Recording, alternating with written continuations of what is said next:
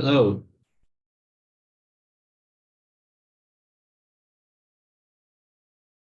Hi, everyone.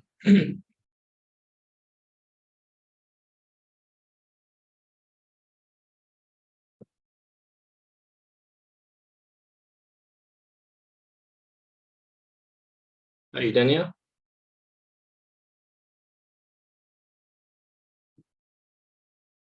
You can unmute.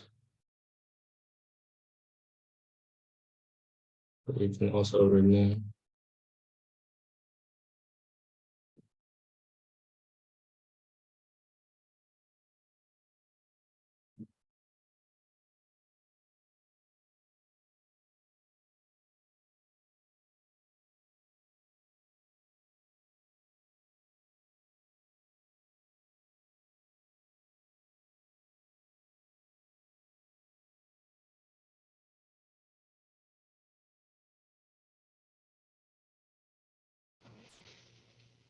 Can you hear us? Yeah, I can hear. Okay. Shall we test the device?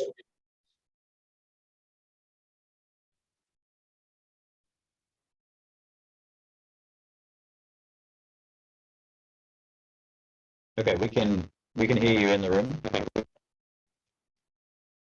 I Can you hear us? I can hear you in the room.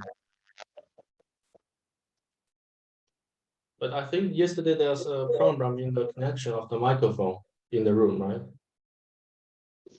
The microphone in the room? No, we can. Do you mean us hearing you or you hearing us? I mean the audience on site hearing the online audience, online speakers. Yeah, we can hear you now. Yeah. I think it's loud enough. Yeah. Yeah, cool. Let me make you the host.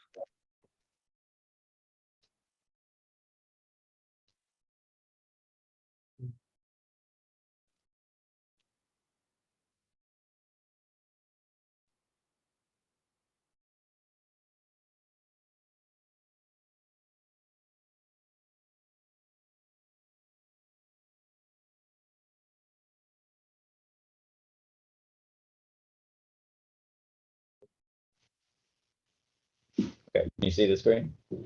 Yeah, you can see the screen.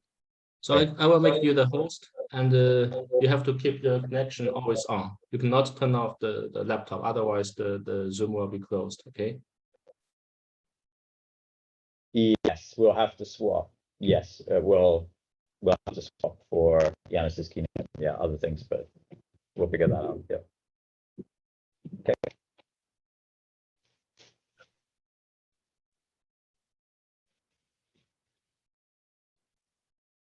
Okay.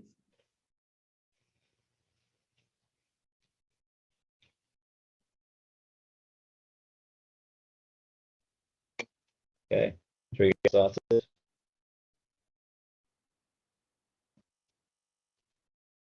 Manjin, you all set? Did you want to start? You already started recording. It's the recording started. Yeah. Okay. So. Yeah. Hi everyone, welcome to CVPM 2023. We've got a hybrid format, so there's folks online as well. Unfortunately, we still don't have perfect solutions for this, so people in the room won't be able to see them, and unfortunately, folks online won't be able to see people in the room, but you can all hear each other, which is great. And we're excited to have an in-person element back to CVPM this year, since we had two iterations or three iterations fully virtual, really. Even last year when CVPR had an in-person component, we still had CVPM as fully virtual. So really excited to be back in the same room and to have those in-person interactions, and glad that folk can also take part online as well. We have a busy program. We have 18 papers, and really looking forward to hearing the presentations. Just a bit of housekeeping. We have 5 minutes for presentation, 1 minute for questions. If you want to do a shorter presentation and more questions, then you're welcome to, but that's a very short amount of time. But we wanted to give everyone the opportunity to have an oral presentation of their work. We have a great keynote lined up from Yanis Pavlidis from the University of Houston, and really looking forward to hearing that. It's been probably a decade since I last heard Yanis give a keynote at MIT. Yeah, just really looking forward to that. We'll have a coffee break at 10, and we're going to try to keep the schedule so that everyone gets their coffee break, because for me, like, some of the conversations during the coffee break is some of the best parts of the workshop. So we want to make sure there's time for people to have those chats and things like that.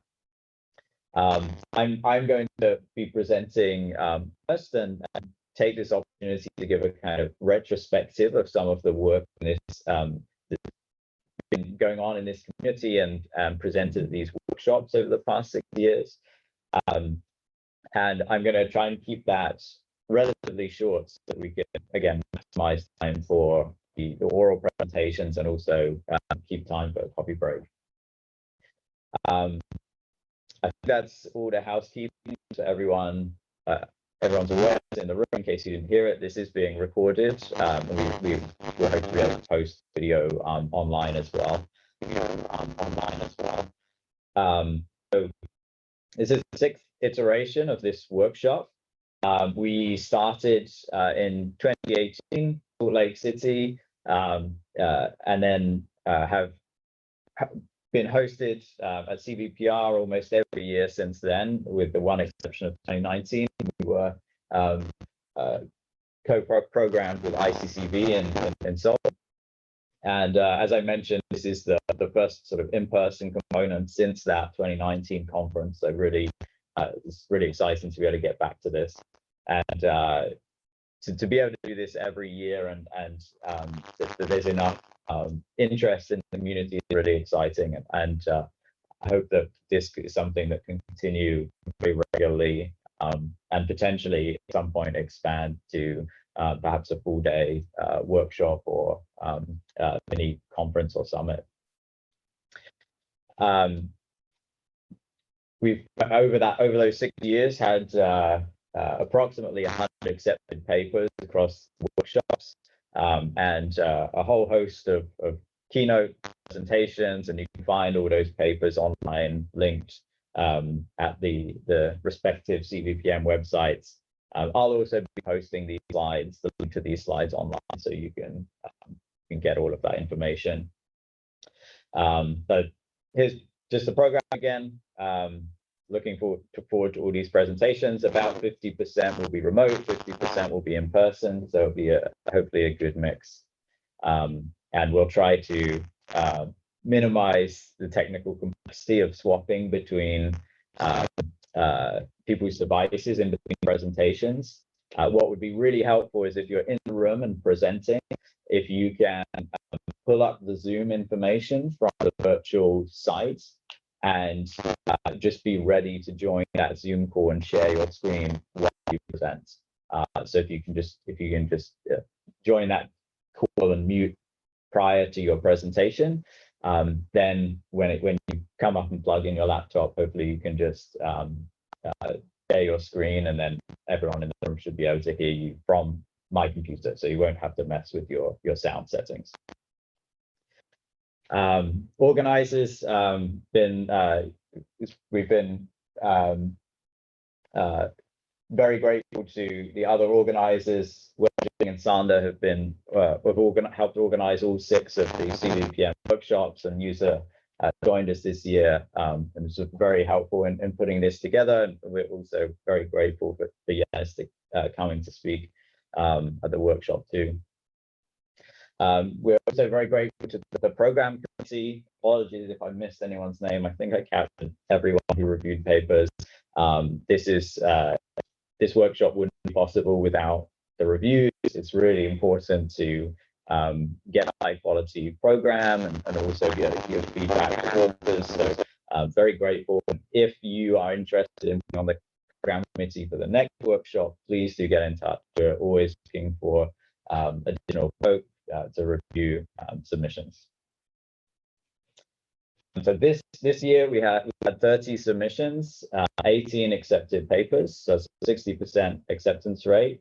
And I think this is probably the broadest range of topics that we've had at CVPM. So we've got papers on RPPG and heart rate, as we might expect, but also blood pressure, breathing measurement, eye state estimation, temperature screening, and body mass and height and weight estimation from video. So really, I think a great range of computer vision applications, and importantly, not just focused on video PPG, for example. To start off with, I want to give a kind of retrospective of the work in this community, but perhaps for folks who might be new, but also I think it's helpful as a community to look back at what's been going on. This won't be exhaustive because I don't unfortunately have the time to go into a ton of depth, and it's always a bit dangerous doing a retrospective. Like if I miss any work that was no apologies. I try to capture just a breadth of things and to give a high-level overview of what's been going on in the community. So probably the most from the computer vision perspective, the most dominant topic has been imaging PPG or RPPG, and that was really started in 2000 in the early part of this century, and several studies kind of replicated the work, showing that from a digital camera you could measure pulse-to-pulse signal, and started to progressively investigate how those algorithms could be made more robust to things like ambient light, and then to motion of the body and things like that. This is now a pretty established technique. It's pretty well developed. There are a lot of papers being published on this topic, and now we have deep learning being leveraged and focused on self-supervised learning, personalization, federated learning, and also multi-parameter estimation and multimodal measurement, which is, I think it's really nice that kind of the fundamentals are very well established now, but we can branch out into these more sort of exciting domains of making this more practical for real world context, deploying it, but also thinking about some of these other aspects like personalization, which is really important in healthcare. Yanis, I'm sure we'll be talking about some of this later, but thermal imaging was also developed around the same time for measuring these signals, and thermal imaging has the ability to measure more physiological signals because of the nature of the frequencies of measurement in the electromagnetic spectrum. And I think there's some really interesting potential of combining RGB and thermal, and some of that work has been done, but I think there's a lot more to potentially do.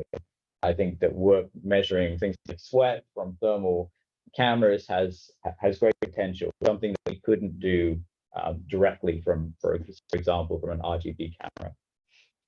And now seeing that work kind of being applied in real world settings, in human computer interaction scenarios, where we actually using this technology not just to measure these signals, but also think about how they could be used to create new types of interfaces.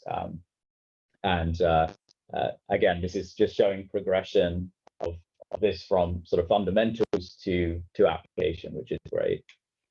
And then there's work with other modalities, which I think is exciting, and CVPR is dominated by computer vision, but ultimately vision on its own will be limited, but when we can combine it with these other modalities, it will be more effective. And so the work looking at Wi-Fi measurements and ultrasound capture similar signals, like the heart rate from body motions and the histocardiogram is a really nice opportunity to use these modalities. And there's been a couple of papers that I've seen leveraging these different modalities together, but I think they're very, very complementary. So, cameras have advantages in some settings, Wi-Fi, ultrasound will have advantages in other contexts. And so how do we use those different capabilities to design systems that have more coverage, that are not limited to specific scenarios? And as I mentioned, like really pushing this into real world applications. There are a number of people, I haven't been able to list it here, but focusing in this community on clinical application, monitoring of neonates and patients in intensive care, and that type of translation is vital. We can do this in a kind of sandbox principle, but one of our hopes with the CVPM workshops is to bring not just computer vision ML people, but also clinicians, practitioners together, so that we can really figure out what the challenges are in terms of translating this technology to have impact. I relatively recently did a survey on this topic, and it's already out of date, but these are some of the kind of statistics that show that progression we saw, but in numbers. So you can see the number of papers on different topics, which are all camera or video-based measurement of different vital signs on the right-hand side, and then you can see kind of the search criteria I used on the left. In summary, essentially has been more or less kind of exponential growth since the 2010, 2011 timeframe, as far as I can tell, and that seems to be continuing. One thing to note on this graph, though, is that, as I mentioned, remote PPG is still the dominant topic of most of these papers, and measurement of average heart rate or breathing rate is accounts for almost 90+% of the articles. And there's very few publications on sort of these non-cardiopulmonary variables. It would be great to see more work looking at things like electrodermal responses, glucose, temperature, these types of things, and seeing if there are ways from more ubiquitous devices to capture those with our contacts. But obviously there's some physical limitations there and some practical limitations too. But to me, at least, there's a lot of scope for new research there.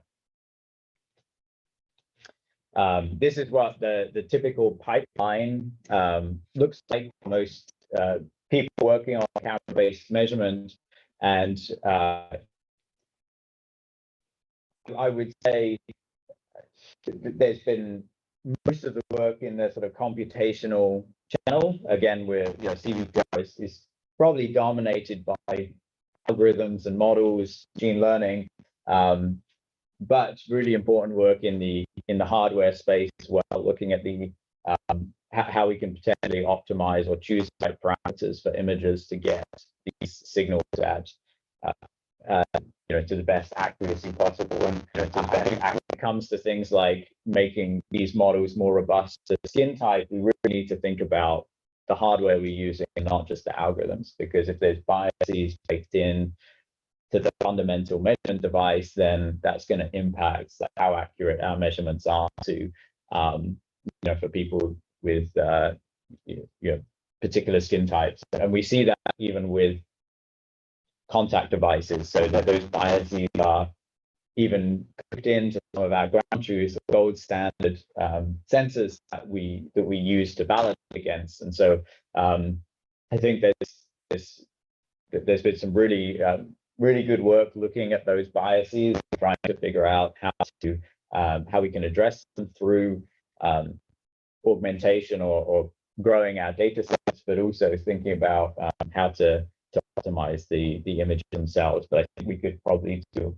more in that space too. Most of the work has been focused, of course, in the visual spectrum and near infrared, because the ubiquity of RGB cameras. But again, I think the fusion of information across the EM spectrum in thermal, in using Wi-Fi and radio, and then also bringing in audio and ultrasound, I think that gives an opportunity for, again, not coverage of measurements, so things that are not line of sight, where cameras that can't be applied, but you could get measurements from Wi-Fi or other types of sensors. But when you have a camera, Wi-Fi might be more noisy, so relying on utilizing the more accurate sensor would enable kind of long contact measurement across a range of activities, for example, a person in a home or in a even in a hospital where they might be moving around in the space. Sorry, black line there is beyond near infrared. What is it? The black line, right on the spectrum. In penetration.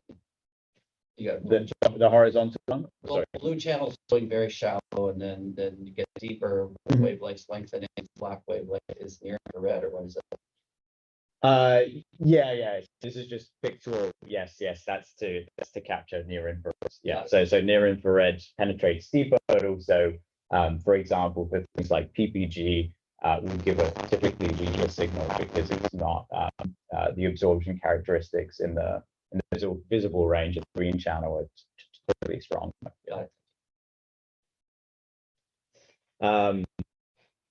One big question for me is, from the computer vision perspective, will imaging beyond visual light become kind of standard across ubiquitous devices? There are some cell phones that do have some thermal sensors built in, but they are very niche devices. And this is, I think, a big question, because to some degree we will be kind of constrained by what we can do in the visual spectrum, as we saw in the last image, which is a very, very narrow segment of the EM spectrum. And so if we get new types of images, I think that'll open up a range of potential opportunities for making these types of sensing more practical for real world scenarios. This is just to kind of summarize the types of vital signs typically have been studied in the literature, not in the camera-based non-contact literature, and I think exciting in the blood pressure domain. One of the aspects of camera-based measurement is we can do measurement of body motion and PPG at the same time. We can also do spatial measurement of PPG, and so it does, on the surface, lend itself to measurement of things like post-transit time, so being able to calculate dynamics of blood flow that might be predictive of blood pressure. But I would say still there's not necessarily convincing evidence that just from PPG or just from a camera, it'll be enough to measure that accurately. So it'll be exciting to see those presentations today on blood pressure and think about ways that we can address that more head on and see if there's solutions. But certainly, for things like large-scale AFib screening, cameras being so ubiquitous, there is a potential that, again, like challenges in how that's actually deployed and instantiated. But I think there's still an unmet potential of being able to measure these vitals at large scale, and there'll be hurdles to cross to get there, but I think an exciting direction. In terms of measurement of other things, likely we're going to need hyperspectral or other measurement beyond the visual range for things like temperature, glucose, hydration. But could be proved wrong. There might be ways to do that, and it would be great to see, I think, more work in that space. Data sets, there have been a number of groups that have published data sets for this task, and that's been very, very valuable. So yeah, probably up until about 7 or 8 years ago, there was almost no public data sets for benchmarking algorithms. So people, particularly in this type of computational community, like couldn't compare methods easily. Everyone was having to collect their own data, which is very time consuming, not easy for someone who wants to build a new model or train, test an algorithm. And so these have been very valuable contributions, but they are also still fairly limited in terms of scale and in other ways too. So here's a more comprehensive list. Again, still already out of date. There's several data sets that have been published since I created this table, but you can see kind of the order of magnitude is still relatively limited when we think about many computer vision data sets that exist for other tasks, which might be in the hundreds of thousands or millions of videos, sometimes even hundreds of millions. So these are still very, very small data sets. Even within subjects, in data sets with larger numbers of subjects, still quite limited diversity. And in the ground truth signals, some really nice data sets with multimodal ground truth synchronized sensor signals, PPG, heart rate, EDA, SpO2, but not necessarily a lot of consistency there. So some data sets using ECG as ground truth, some using PPG as ground truth, some using just heart rate captured by a signal without the waveform itself. The data sets doing encoding, for example, of things like AUs and facial expressions, which might be useful for understanding robustness to motion, things like that. And then, of course, the variability in terms of the types of images used and things like that. So these are very valuable resources. But one question is how do we address some of the gaps that still exist? Probably the hardest is how to really get representative data in terms of the population, and also in terms of the activities or conditions that people are under. Almost every data set that I'm aware of, with a few exceptions, was collected in the same lab. So that within that data set, all of the videos were collected in the same lab setting with the same lighting conditions, same background, that type of thing. So you can cross data set evaluation to test robustness to changing lighting conditions or changing environment, but that is still limited because it's difficult to test the impact more systematically across different potential confounders. I'm not aware of any public data sets that really have representation from clinical populations. They all tend to have the subjects. I may well be proved wrong there. So if anyone knows of any, I'd be very grateful to hear and include them in these slides. And there are few, but gradually growing multimodal data sets. So data sets with multiple imaging modalities and also multiple physiological and or behavioral ground truths. So these are some of the gaps that I think are gradually being addressed, but we still have some way to go, particularly in this is all in the public data set domain. Of course, there may be proprietary or private data sets that address some of these things, but they won't be of much benefit to the broader community. And then the other thing beyond data is standardization of code, and this is something that I think is still quite limited in this domain, and for understandable reasons. We're a newer community. There's still a lot of kind of standardization of some of the pipelines that we're using that's necessary. but in computer vision and generally, and machine learning generally, it's become pretty standard to release code and make public models that with publications. And so it would be great to see more of that in this community, so that it makes it easier for people to compare and benchmark and do apples to apples comparisons, rather than being, trying to sort of compare across papers where maybe different pre-processing steps were used, different splits to train and test data. And one thing that's actually quite specific to this field is that actually our ground truth labels are often computed differently by different groups, because a data set might release videos with PG or heart rate waveforms, but evaluate on heart rate prediction. But then the question is, well, how did you compute the heart rate on the waveform? Did you use an FFT and some windowing? Did you do peak detection? Is it instantaneous heart rate? Is it average heart rate over 10, 20, 30 seconds? And often those ground truth waveforms can have noise. So how are they filtered? Like how is the processing done?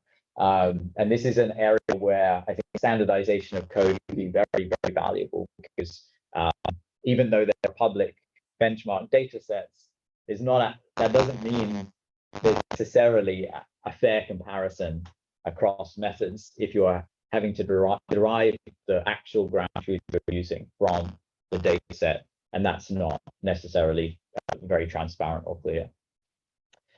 I've been trying to gather some of these resources that I've been putting together into a web page. Hopefully this is helpful to folks. I would love to be able to include links to other data sets, other code bases here. So again, if you have those and you want to get more visibility for them, please do send a link, and I'll try to keep it up to date, so that there's a kind of centralized resource. Because I know from my own experience that sometimes there's data sets I didn't know exist that are 5 or 6 years old, but just pop up on an internet search, with different keyword or whatever, and having that centralized sort of web page, I think, would be a useful thing.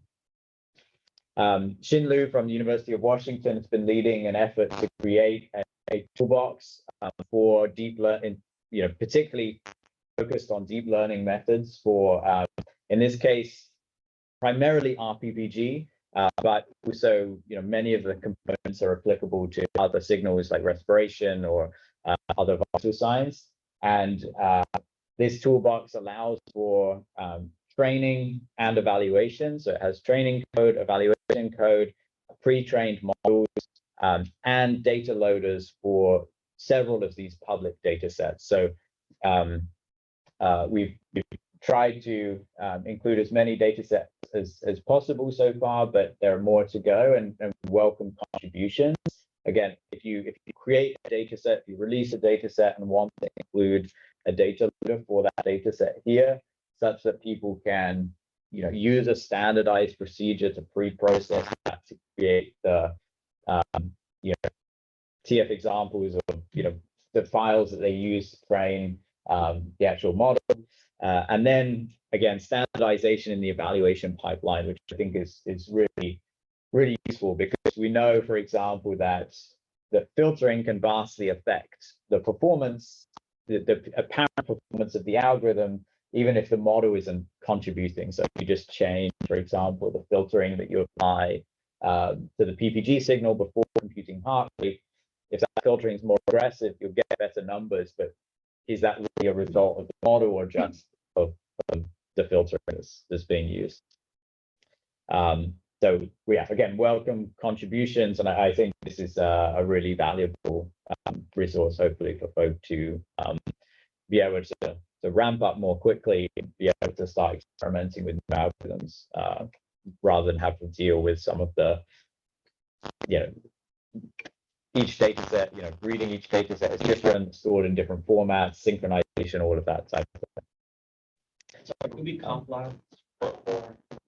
Sorry? UBI Comp Lab, your lab, or? That's the University of Washington Ubiquitous Computing Lab. Oh, yeah, yeah. yeah. So Shin, the PhD student, just graduated from the Oh, Ubicon thank at UW. Yeah. So here's just some numbers we've got from the toolbox using different methods to give you an idea of performance. So we also included unsupervised methods, so the ICA, POS, Chrome, and supervised methods. So we've tried to do systematic comparisons, cross data sets, training on different data sets, testing on different data sets. And so you can see, whole, I won't go into too much depth there, a whole range of numbers, depending on how difficult that data set is, how much motion there is, and things like that, and also how large or how representative the training data set is. Again, we would like to be able to expand this to more methods and more models. If you're publishing a model for RPPG, we'd love to be able to include the model architecture in the list. Cool. So to just to show some of those resources in summary now, we stay tuned for CVPM 2024 as well. We'll be working on that. And again, if you want to be more involved in the program committee and reviewing papers, please do get in touch. Be happy to take any questions now, and then we'll start just a little bit before 9 with the paper presentations, just so sure we maximize the time that we have for all of our oral presentations and also the coffee break. Cool. Any questions? Yeah, pass about the non-visual spectrum, because obviously there's cameras, but a lot of signals seems visual will not be good enough. So what development is there in sensors at either end? Is that major happening thing, or there are is many. there a demand for that? Yeah, I think that's the bigger question. So there are hyperspectral cameras, there are thermal cameras in the far infrared range, but these are typically specialist devices. They're more expensive, more difficult to use because they're not as widely as available and as widely adopted as RGB. So that it's more a case of how will those become more ubiquitous? Yeah, if the goal is to create something that's sort of widely available in a more narrow or specialist clinical setting, it might be totally fine to use a device that is more customized and more expensive because you don't need that many of them, or so it's because my work, I'm always trying to target the sort of the ubiquitous deployment, thinking about how this will be used in everyday devices. I'm biased towards thinking about sensors that will be on a cell phone or on a laptop. So is there a path to that cheap price point currently? There's some. Yanis would be the expert here, but there's some physical limitations, right? Like for thermal cameras, historically needed cooling to cool those devices, and that cooling is expensive. Like it's not possible to make a thermal camera that's high resolution in the far infrared range that's as cheap as a webcam, for example. And that's just partly a physical limitation and partly mass scale as well, right? Like RGB cameras have had vast investment because of the popularity of consumer photography, right? Like cell phones, one of their main features is cameras. So there's been vast investment in the quality of those image sensors and making them cheaper and things like that. So we've benefited implicitly from all of that investment, even though those devices were not designed for physiological measurement. In the hyperspectral range, it's just not the same level of investment. And yeah, it's a question: do we need to have other applications of thermal sensing in order for those to become more widely adopted, such that we can then leverage them? Yeah, I mean, there's The path. no, I wouldn't say the direct path right now, but maybe, yeah, maybe I'm wrong. Yeah, one here and then the back. I just wanted to ask, if the community came together and you want to define requirements for an equivalent data set MNIST, like the optical character recognition, what would the data set be like? What would they require? Yeah, that's a great question. I would say representation would be very important of demographics. I think that's one thing that we should be able to address. It's more of a. Would your website be able to kind of collect that survey? I work for this. Okay. Yeah. I'd be very happy to. Yeah, very happy to coordinate some getting people's perspective in the community about that type of data set. Yeah, thank you. That's very valuable. So I'm not really interested in all that. A lot of health structures. One thing I've noticed is that I have a physio and osteo graduate in psychology right now. And one thing I've noticed is that physios, they don't really understand very well models in the body. Like they don't treat things in sort of a symptomatic way, rather than being able to like identify what your body looks like, which is when for someone to treat my body, like just see what different parts are working and kind of like deal with stuff. But one thing, for example, is like muscle tension. You kind of point to certain spots, but you have no idea what's actually happening underneath. I'm wondering, is there any technology to help physio understand what's going on underneath the system, help them debug better, like identify spots where muscles are more tense than they should be, etc. So this is more based on like smart sensors and stuff, right? Yeah, that's a good question.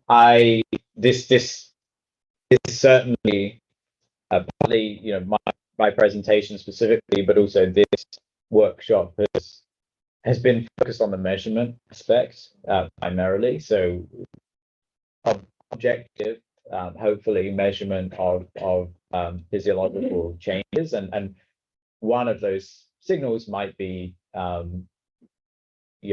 muscle tension, for example. But I point you to communities that are focusing more on the perhaps human-computer interaction aspects.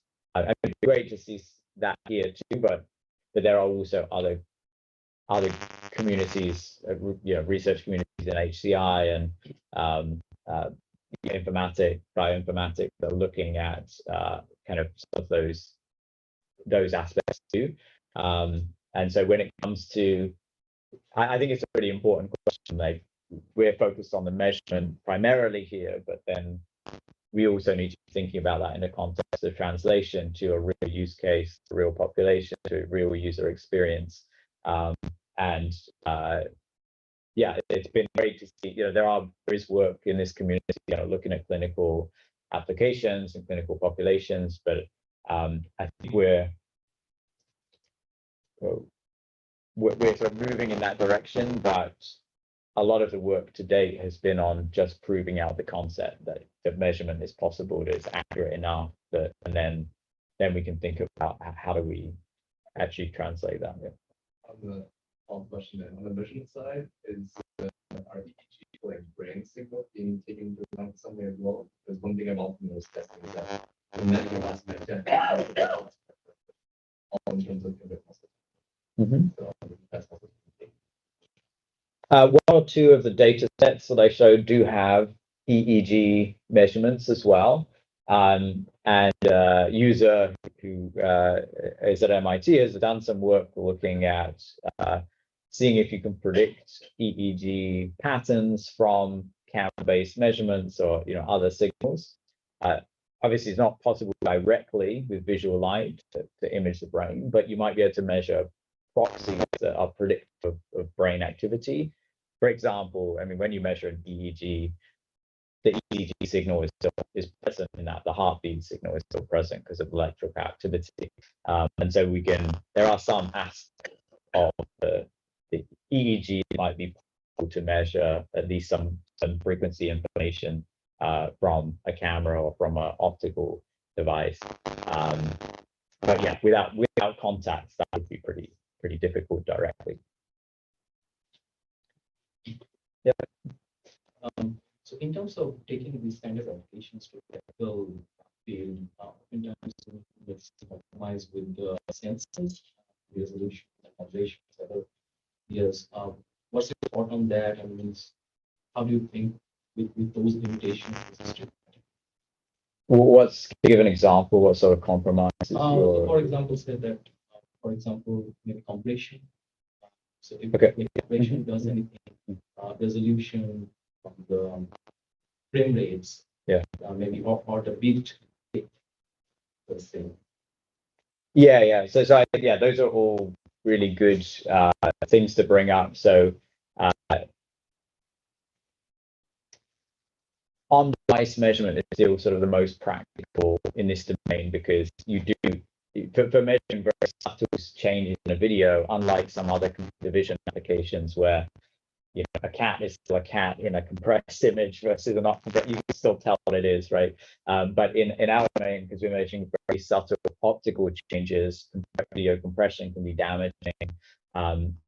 Increasing bit depth is very helpful, particularly in cases where the signal might be weaker, which might be darker lighting conditions, or skin types that have, you know, higher higher melanin content.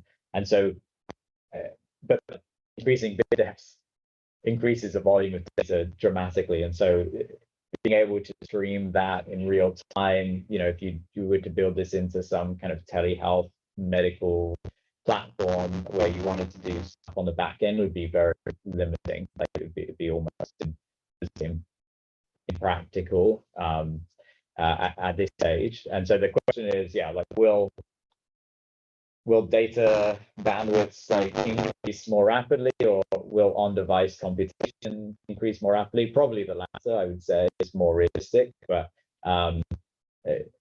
yeah, I generally tell people, like, we have to get this working on the device for most practical applications of, particularly of these time series like PPG respiration measurement.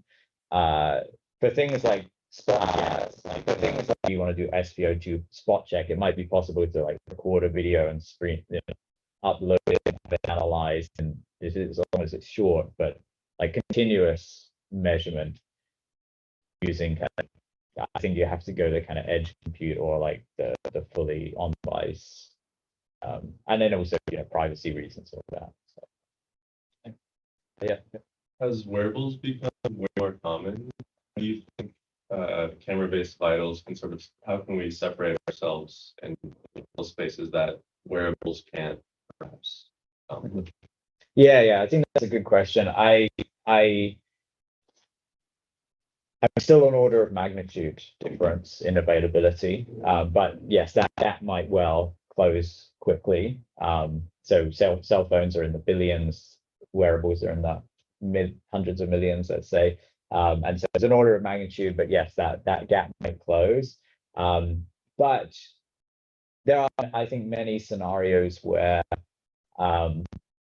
wearables potentially could add friction that a camera could address, right? So think of a kiosk in a medical clinic. If you could do that all remotely, and that would probably be the optimal scenario, right? For measurement, you wouldn't have to touch anything or put devices on people or connect their personal device to a system, that type of thing. Camera measurement enables things what wearables can't do, like spatial measurement, and I think that's also relatively still underexplored in what we can get from measuring. You know, you can't do pulse transit time for a wristwatch alone necessarily, but you could from a camera where you can measure multiple parts of the body, for example, if you had a high enough frame rate, or, you know, these types of things. So I think there's that, and then cameras have all of this other information, right? So if you can take the same video and extract facial expressions and physiology, then stress measurement could be way more accurate than wearables. So I think they're complementary. It's not just about the two things doing the same task and which one is more widely available. I think it's widely thinking of these things as complementary. There are some affordances that cameras offer that wearables don't, and vice versa. Cool. I'll take one more question, then we'll move to the oral presentations. Do you know any MDA certified product based? I am aware of device or systems that have de novo classification. So that is the entry for new novel devices that are sort of unlike anything else that need special classification. But there are several companies that have got de novo classification for camera measurement systems.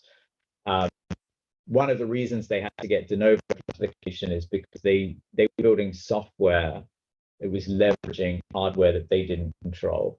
So for example, if I build an app for Android that's measuring heart rate from the camera, there could be 100 different cameras out there on different models of smartphone. And for the FDA, that's challenging because you'd have to present results on all of that hardware to get approval typically. And that's just impractical. I mean, it's just practical for most people to be able to do that. And so there's a question here for people building software only solutions. If you build the full stack, the hardware and the software is much easier. And I believe there are companies that have done that and got FDA level approval, or maybe what is equivalent in their country, right? So not all of these are US based. So, but it's still a little bit of a confusing landscape as to like what is needed for software only solutions. And just interject here, the FDA has been working on this the past few years. They've been new standards for how to deal with AI as a medical device. So they're kind of evolving and coming up with new ways.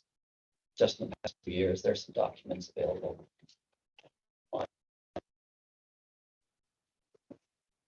Well, thanks for all the questions, and we're going to move to the oral presentations, but we will hopefully continue many of these conversations in the coffee break. Just give me a second to orient, because we're going to be switching back and forth a little bit between remote and in-person presentations here.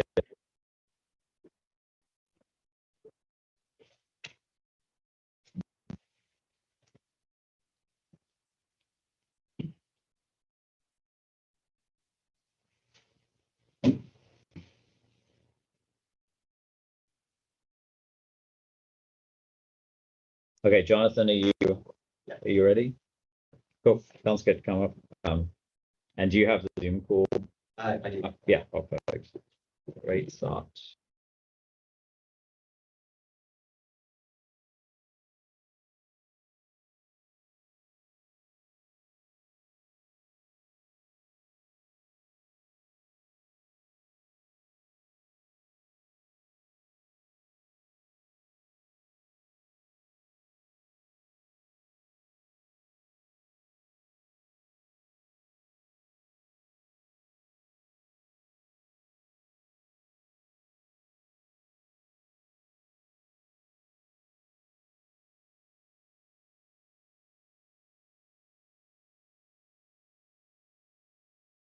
No, I forgot mine. Unfortunately, mine is slightly older.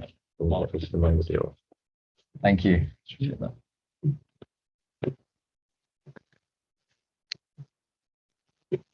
Wenjin, can you still hear us on the video?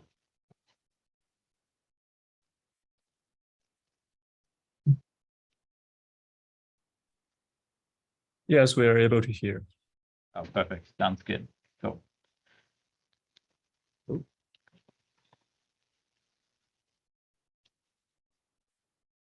Something briefly happened. There we go. Okay, so yeah, just mute the Zoom call, but just share your screen. Do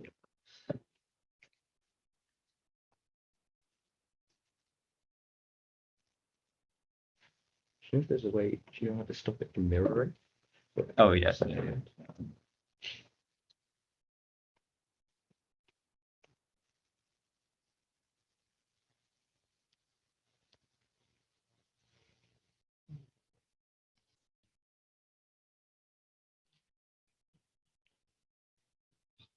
Thank you.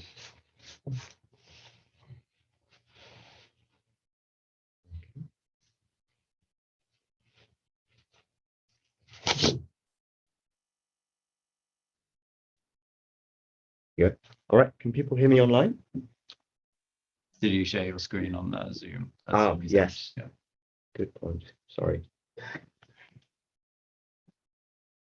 Hopefully this is just teething problems and everybody else. Yeah, More yeah, the luck. first one's always the hard.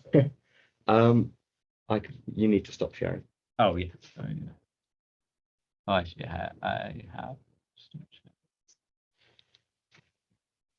Is it not letting you? No. I might need to make Oh, no, you, no, it's and it okay. might need to give you permission. Okay. I think it's okay. Oh, There you yeah, go. that's good. Awesome. All right. Okay. Good morning, everyone. My name is Jonathan Carter. I'm a PhD student at the Institute of Biomedical Engineering at the University of Oxford, sponsored by OxyHealth. And today I'll be presenting our work on video-based sleep staging. So the motivation behind this work is that the gold standard for sleep monitoring is time-consuming, uncomfortable, and expensive. After a patient spends 1 or 2 nights in a sleep lab, it takes a sleep physiologist multiple hours to score each night of sleep from the recorded signals. This includes the sleep stages, which are typically annotated at 30-second intervals, giving sleep hypnograms such as the one that you see on screen here.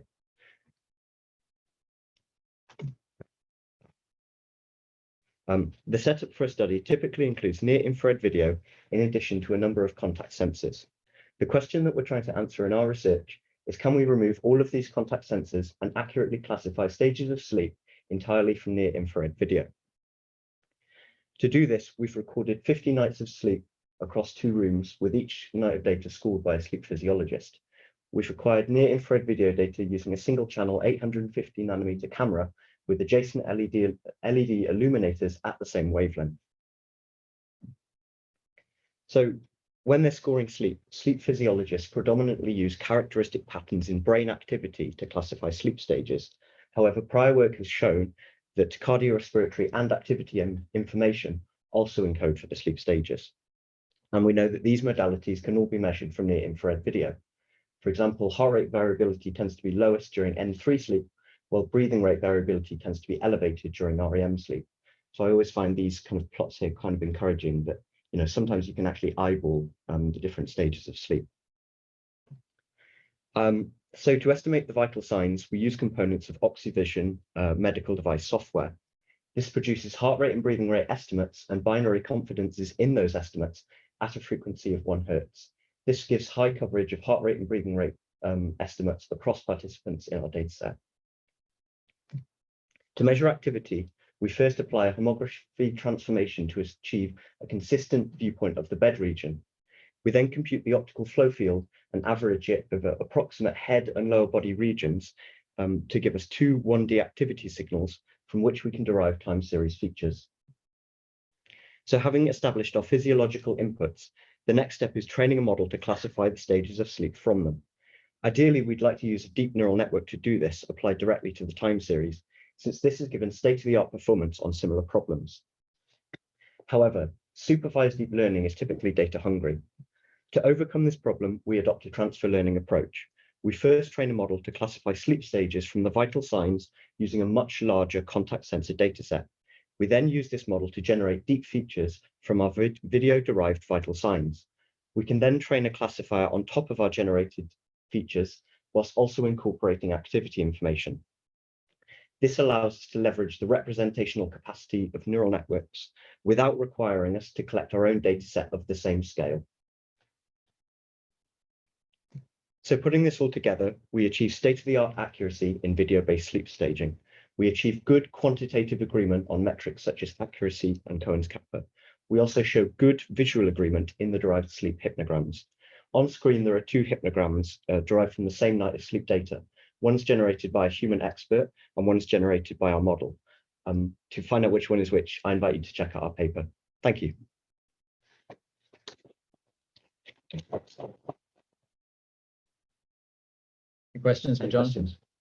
I'm sorry, so what are the exact inputs to your model? Heart rate, breathing rate, is there body motion?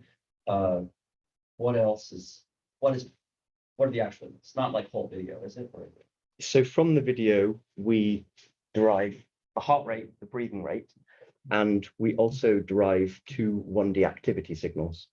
So from the raw videos, we can kind of form a transformation so that we get basically a bird's eye view of the bed. And then we can compute optical flow, which computes kind of the, How much are we looking? yeah, exactly. And then you can just average the optical flow over the kind of the two regions to just give you approximate activity.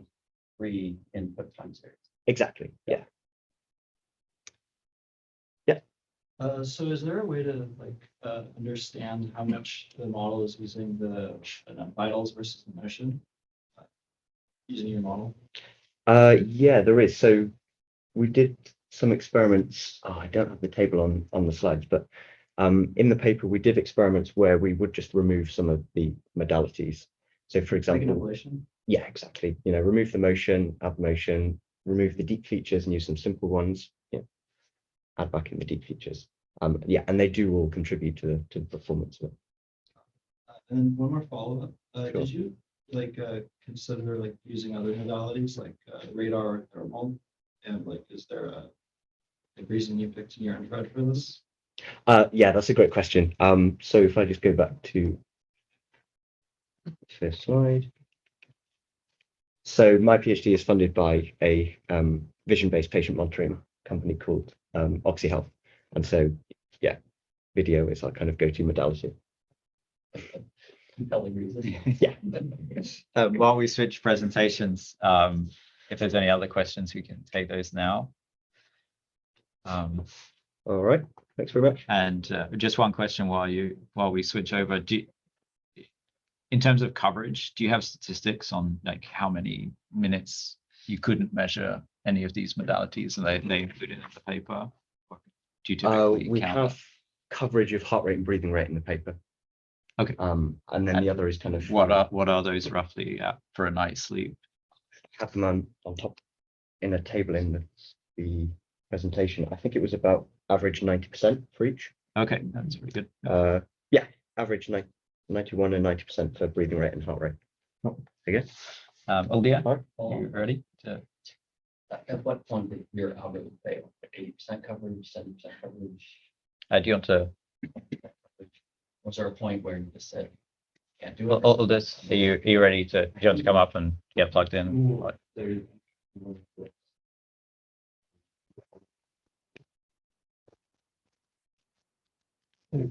Perfect. Yeah. Yep. And yeah, if you've already got you can just plug it directly. And then did you join the Zoom call? Did you join the Zoom call? If not, I can just. Okay, I'll just move my laptop so that folks can see the screen.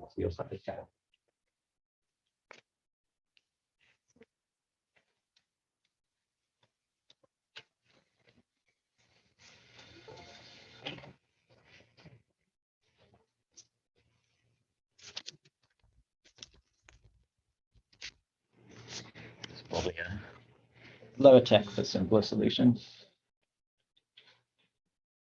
User, can you see the slides online? Yes. Yep. Okay. And if you or Wenjing could, if there's questions from folks online, please do let us know.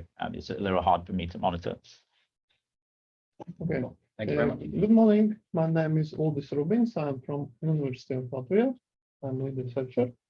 And today talks will be about photoplasmography imaging algorithm for real-time monitoring of skin perfusion maps. Continuous monitoring of skin blood perfusion plays a crucial role in various clinical applications, such as assessment of wounds and burns, plastic surgeries, regional anesthesia monitoring. And now it's high demand for cost-effective and easy-to-use devices for measuring of microcirculation in various clinical conditions. Remote photoplasmography is a good option because it is cost-effective, it is easy to use, just needed light source and a video camera for capturing small blood volume variations under the skin. And typically, photoplasmography can be used for vital signs monitoring, such monitoring of heart rate or breath rate. But this technique can be extended to monitoring of spatiotemporal variation on the blood perfusion on the various skin areas. And nowadays, researchers have algorithms for calculation of CPG maps for high quality and high spatial resolution. But the problem is that these algorithms cannot be realized in real time because it is important in medical environment where doctors have limited time. In this work, we propose an algorithm which is capable to performing real-time calculations for perfusion maps with adequate spatial and temporal resolution. RTPG technique can be used in clinical environment. We use this method for assessment of regional anesthesia efficiency for patients undergoing surgical during regional anesthesia brachial plexus blocks. And surgical lamp can be used as light source, and the camera can be attached on the surgical lamp. Is able to capture blood volume change during the regional anesthesia because local anesthetic affects sympathetic system, and this leads to increasing of blood flow in the periphery, and it can be sensed by remote photoplethysmography. And this is one algorithm of remote PPG. Video from the camera can be stored in the video buffer and then is divided to two streams. One is for reviewing video and second is processing of PPG maps. First step is increasing of signal to noise ratio by averaging and blurring by factor 2. Second important step is temporal filtering of the video signal in the heartbeat frequency range from 0% to 3 Hz. It can be realizable by infinite response filter, which is fast for these measurements. And then important step is reference signal PPG generation, which is taken from well-perfusioned skin areas by averaging those pixels. And then positive video signal is modulated by this reference signal to obtain perfusion maps. Here we use fast calculations using sliding buffers. So calculations are possible for mapping. And this is an example of regional anesthesia in clinical conditions. You can see that after you can see that after administration local anesthesia in brachial plexus, this leads to increasing blood flow in the palm, and we can distinguish different palm areas with good circulation, because doctor should be sure about efficiency of regional anesthesia. And actually there are 4 nerves, and each nerve is responsible for a specific skin area. So this technique can be used in monitoring for regional anesthesia. And some results, there are results for 7 patients in different time moments. First row shows baseline, and the next row shows 5 minutes, 10 minutes, 15 minutes, and 20 minutes later after the administration of local anesthetics. And in some cases, we can distinguish 2 palm areas, which are innervated by ulnar and medial nerve. So we can see the efficiency of regional anesthesia-induced blood flow in different areas. And performance tests show that averaging by resolution by factor 2 gives good results. It is good resolution for such kind of monitoring, and it's possible to realize on middle range laptop computer. But most expensive calculation is temporal filtering, which cannot be avoided. And yes, this system can be used in clinical environment for fast continuous monitoring of blood perfusion, where time is limited. An algorithm can be further integrated into embedded wireless system to make it more convenient for medical personnel. And also, algorithm can be improved by adding convolution networks for recognizing for automatic detection of perfusion skin areas. For example, palm areas or face or foot, different areas. Okay, thank you.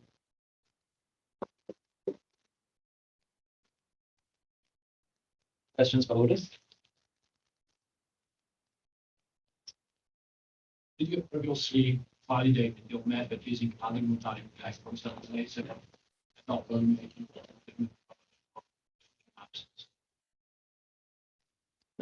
we compared remote PPG with laser Doppler flowmetry by measuring from the palm under warming tests, the heating tests. Yeah. It works, yeah. And remote PPG good correlates with laser Doppler imaging. Thank you very much. So do you have a sense of, I mean, this is used to see if the anesthetic is working correctly, is that correct? And so do you have a sense of whether this reading is sensitive and specific or for telling you whether the anesthetic is working correctly? Now you only have 7 patients, but do you have senses of whether the signal differences you're getting can really predict the anesthetic?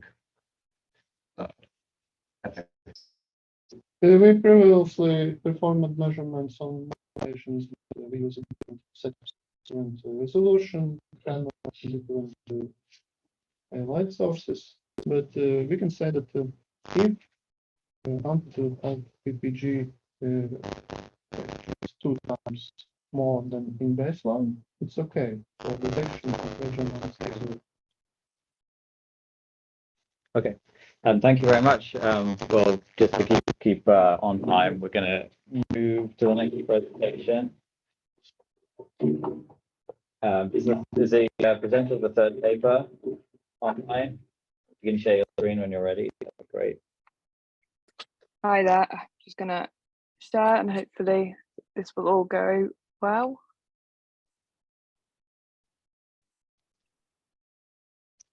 Okay. Just checking the audio. Can you say something? Hello? Hello? Can you hear me okay? I think it might be your end because we could hear the other. Okay. User, can you hear us? Can you say something? I just want to check if it's on our end, the audio. Yeah, we can hear you, Daniel. Can you hear me? Hello? Just a second, sorry. Okay, can you say something now? Hello, can you hear me? Yeah, we can hear you now. Thanks.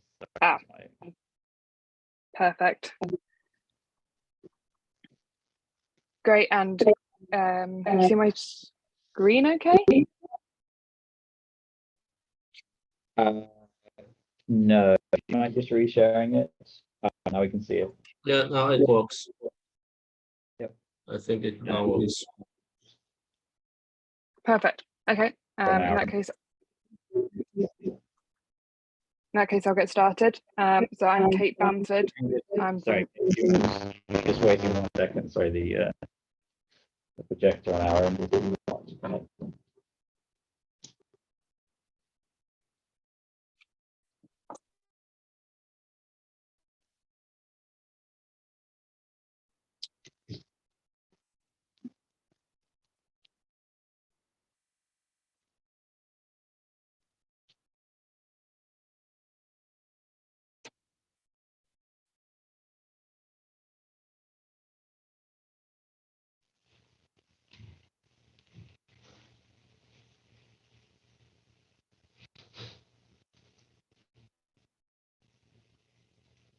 Is there for split Yeah, second? yeah, it's gonna come back. Yeah, thanks, Kate. You can carry on.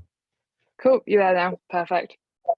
Okay, so Kate Bamford, I'm from Lifelight, and I'm going to be talking today about using a stacked ensemble regressor to improve systolic blood pressure. I've gained quite a lot of echo. Do you think you could mute on your side? Yep. Great, thank you. So hypertension is a serious health risk as it increases the risk of heart disease and stroke. Cardiovascular diseases are some of the highest causes of death worldwide, but nearly half of people with hypertension are undiagnosed. And screening these people is vital to find them and reduce their cardiovascular disease risk. Our solution is based on RPPG and therefore contactless, but also non-calibrated and available on standard smartphones or tablets, which would reduce the need for a medical professional or a visit to a clinical setting. So RPPG from the face measures the reflected light from the tissue, representing the changes in blood volume. And following pre-processing, we extract features from the full signal and from ensemble average single pulses. And features include heart rate and features from the frequency and time domain, as well as basic biometric information. In order to train our model, we have two large data sets. One that was collected in collaboration with hospitals, and the second for validation purposes. Signal quality criteria have been applied to both data sets, leaving 1,400 signals in the first data set and 183 signals in the test set. Both sets include a range of blood pressures, including hypertensives, so that's people with less than 100 millimeters of mercury, and those are hypertensive, so for us that's over 140 millimeters of mercury.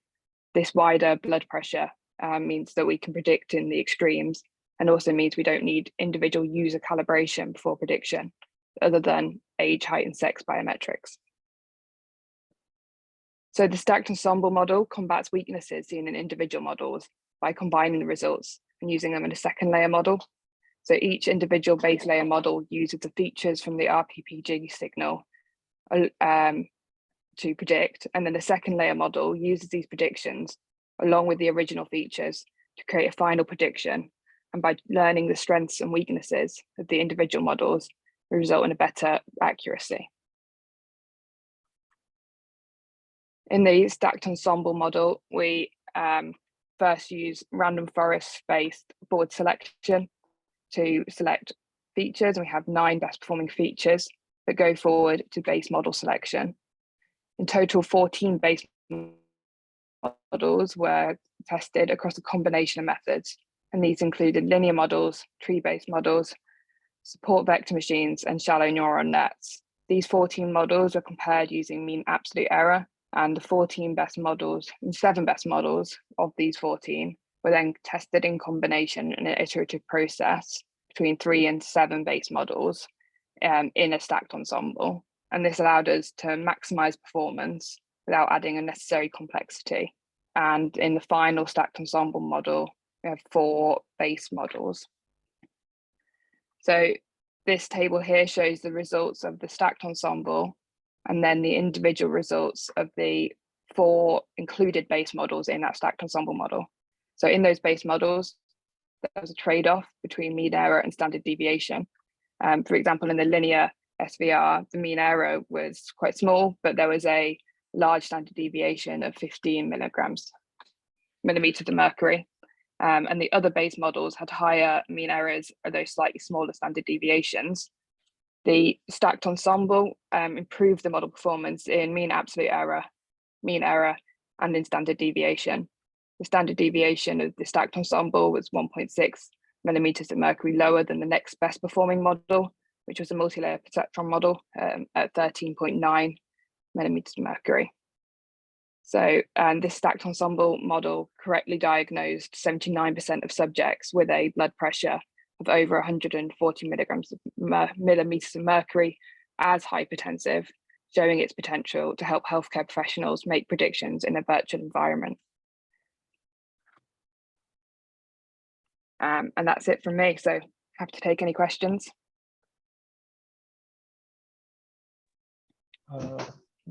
May I know what's the input to the model?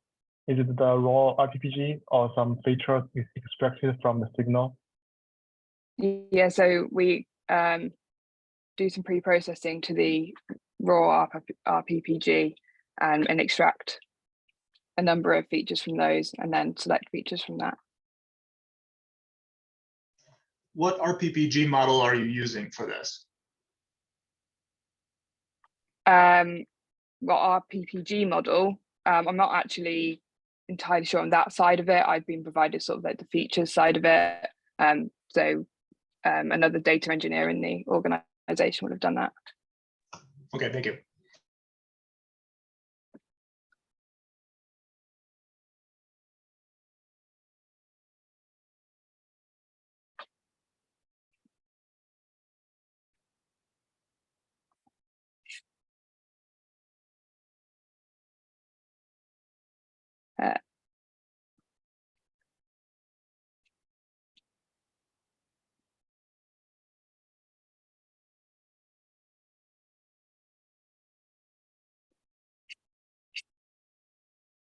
I think Tim has his hand up. I'm not sure we can hear you in the room. Is it because when you muted? Yes, can you hear me now? Sorry, that was my mistake. Tim asked the previous question. There was a question in the room about how you get away basically with not doing calibration. That seems very impressive. I don't know if you want to comment more on that. Yeah, so the non-calibration is because we've got such a big data set from quite a wide range of blood pressures. We've been able to predict, sort of use the features within the large data set to highlight people in the low and high blood pressure ranges. Okay, thanks. Sorry, we missed part of your response, but it'll be on the recording. So thank you. Okay. Okay, thank you, Kate. Did you get my question of, are you planning to make the data set publicly available? So that's sort of a commercial decision that's outside of my hands, but probably not in the near future. But. Then follow up, what did you use for random forest features for the 12 features? Why do we use random forest feature selection? We looked at a number of different feature selections, and that was one that sort of was the least computationally expensive and provided features that we also agreed with domain knowledge. So we went forward with that one selection. Did you join the Zoom call? I didn't join this. Let's carry on because we're short on time. So I'll do the same thing I did just now. But if you can plug, you can just present your screen. That's good.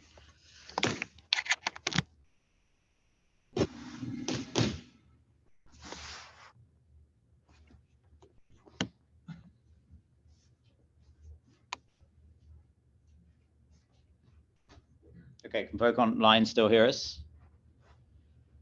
Yes. Can you still hear us online? Yes, we can. Sounds good, thanks. Okay, I'll try to be a little bit louder. So hi everyone, my name is Abhijit Sarkar. I'm a senior research associate at Virginia Tech Transportation Institute, and the next two papers I will be presenting, and just for time, I'll combine them for the motivation for that. So as Daniel already said, that means the IPPG, imaging PPG or remote PPG, but they can have the cardiovascular signals, and particularly like the average heart rate. It's kind of very good at that, and sometimes the breathing rate as well. So that kind of information is possible to get. But the problem is that if we try to get to more different kind of applications, and particularly maybe heart rate variability, going into understanding the psychophysiology of a person, we need a much more detailed understanding of the heart rate, and particularly heart rate variability. And for that, we need instantaneous heart rates. The other thing is that even with all this research, the shape of the PPG signal is very least explored area, and the shape of the PPG signal, it has like different more applications and more understanding of our physiology than just simple heart rate. And there has been some work already where we have seen that the systolic and diastolic peaks can be detected from there. But the shape morphology in general, if we can identify that and if we can recover that, that will open up more research avenues and more applications. And some of them are like blood pressure is one, oxygen saturation, some other abnormality in the heart that we can find out. The other one is person authentication and identification. So this is like for cases and when we were wearing masks and others, so face detection and other biometric modalities were suffering. And in those cases, if we look at the shapes of different PPG signals, they often differ between people. And for a short range of duration, maybe it can be used for authentication. And definitely, if we know this, then it will help us enhance the HRV reliability as well. So this next two talks next papers that we have, we tested two different ways to extract the PPG signal from the phase. So the first one is very more traditional way, like that we know that from literature that where are some of the signals are. People have already done this work. We leverage that work and find out 5 region of interest for that. The other one is more end-to-end based systems where we send the images to the network, and then we ask the network to automatically find out the area in the face. And again, the first one is providing a time series data to them, and the second one is more of an image as input.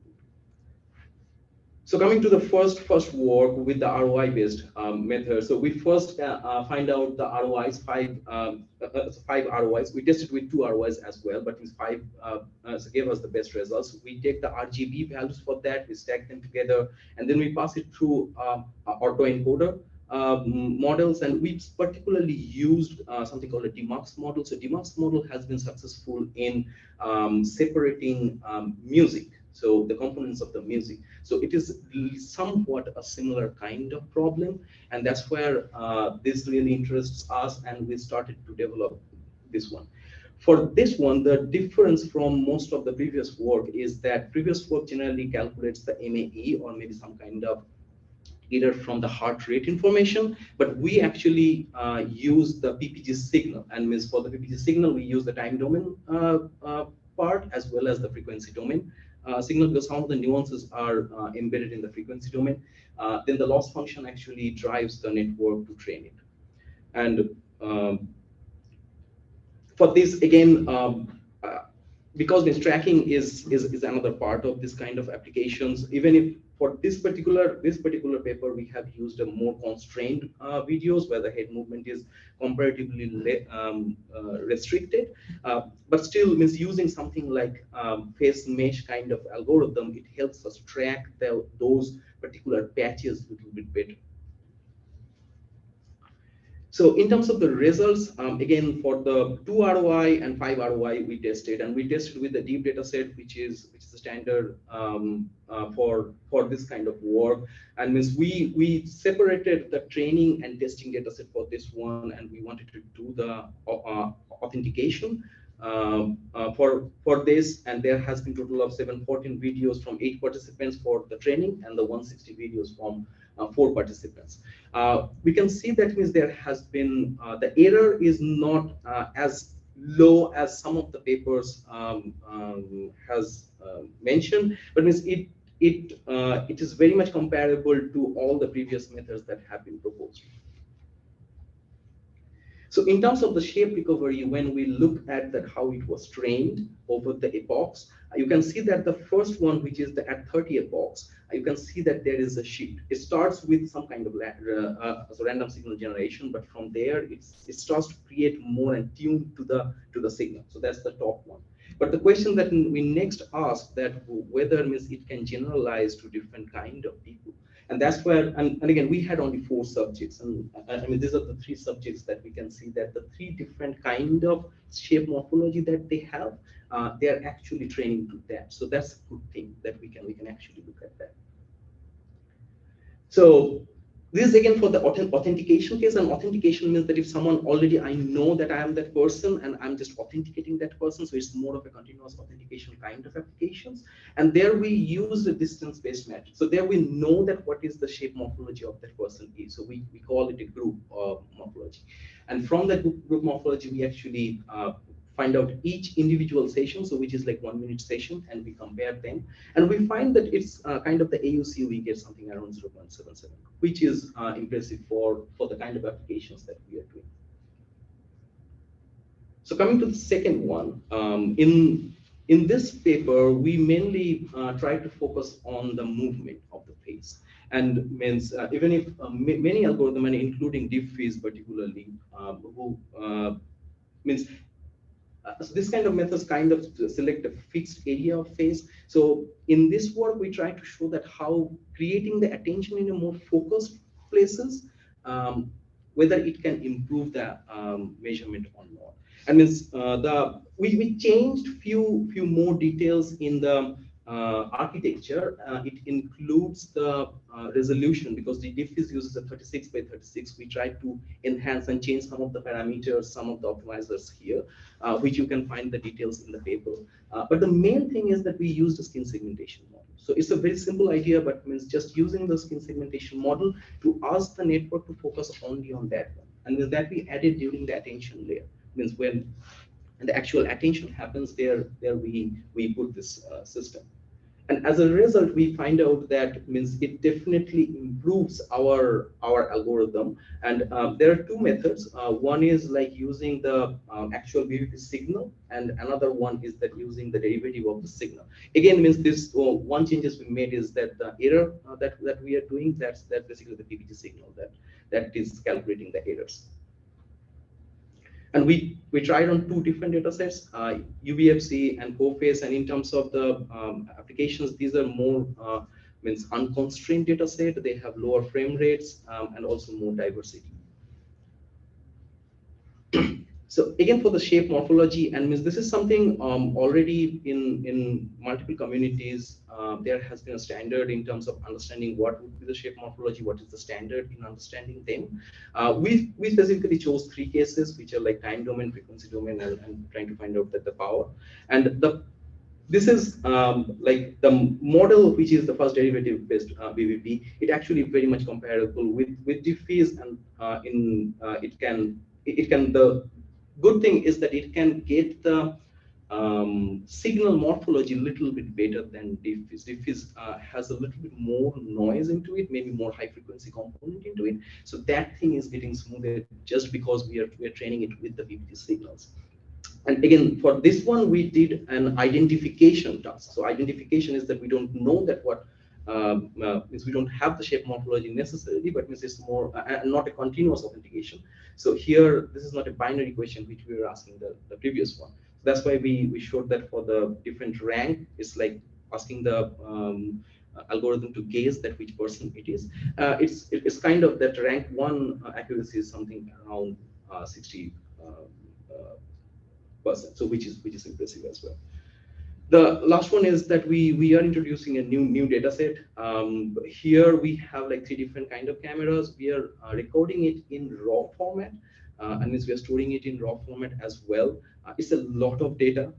We are still figuring out how to distribute that data, how to store that, and means keep it like more continuous record. We have 7 total sessions, and one thing that we did was using different kind of indoor lighting, 2 extreme of this. And means that's how we can see that if there is any variability, and also we have the actual PPG signal that is recorded for this. So in conclusion, we have demonstrated that PPG's shape morphology can be recovered. Still, I believe, I hope that this will bring new kind of interest in the community. Codes are available, and also the dataset will be available. We're still working on some of the data user licenses, but the dataset will be available, and also there's a compressed version and also the raw version. We are still debating and working on that, how to manage all those. This project was funded by NSF, and if you have any questions, you can ask me or Dr. Neil Abbott.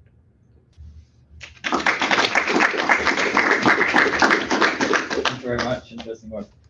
Any questions? Thank you for the great one. One thing that I didn't understand was that did you generate one PPG cycle for each frame? What was the resolution of the? I mean, you have a video as input. How are you capturing the temporal, the trend of the PPG during time? Do you generate one PPG cycle at a time, or you're generating the whole? So for the first work, which is the temporal one, we used at least so 60 seconds of data, because sorry, not 60 seconds, 1 second of data. And as we have overlap of that, we wanted to capture at least a full bit of the information. For the second one, we used very similar strategy that Diffviz uses, because Diffviz has a derivative in there. So we use the same strategy there. So have you validated if your model is good at capturing the trend during the time? Because you generate one PPG cycle at a time. So have you seen that is it doing the mean and everything? I think that for each beat, we haven't carefully calculated the metrics yet. It's again like an average over time, and that's how we try to find out multiple beats we have taken, and then we find out that how close it is. And it's using the distance metrics that we have in the paper, we measure it. Thank you very much. Nathan, can we just test your audio? Yes. Great. Yeah, we can hear you. Just 1 second, so we can get the screen share set up.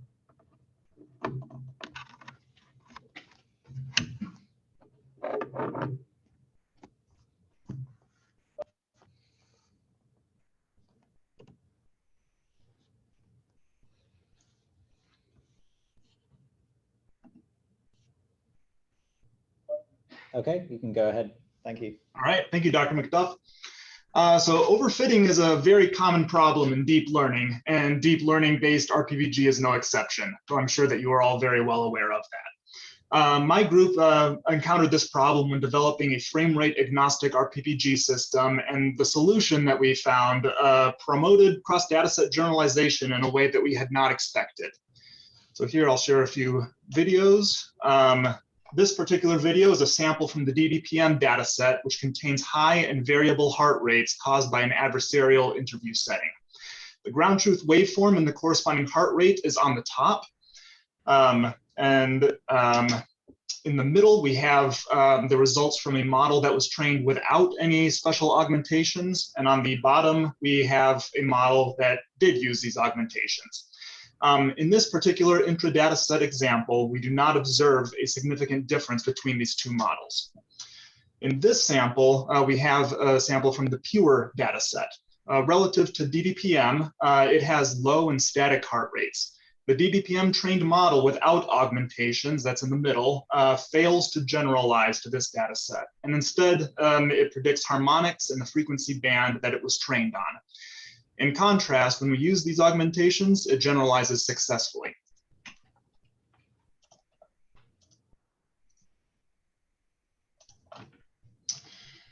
So we implemented 2 augmentations to keep models from overfitting to the temporal dynamics of the training set. First, we manipulated the playback speed of the video clips by jointly speeding up or slowing down the video clip and corresponding ground truth waveform by a constant factor. Second, we manipulated the derivative of the clip speed to modulate the clip such that its playback speed varies linearly over its duration. In the middle is an unaugmented sample. On the top is a sample that is modulated such that it slows down by a factor of 2 across its duration, and on the bottom is a sample that speeds up by a factor of 2 across its duration. So shown here is a summary of our cross dataset experiments between the 3 datasets. We use DBPM and Pure and UBFC RPPG.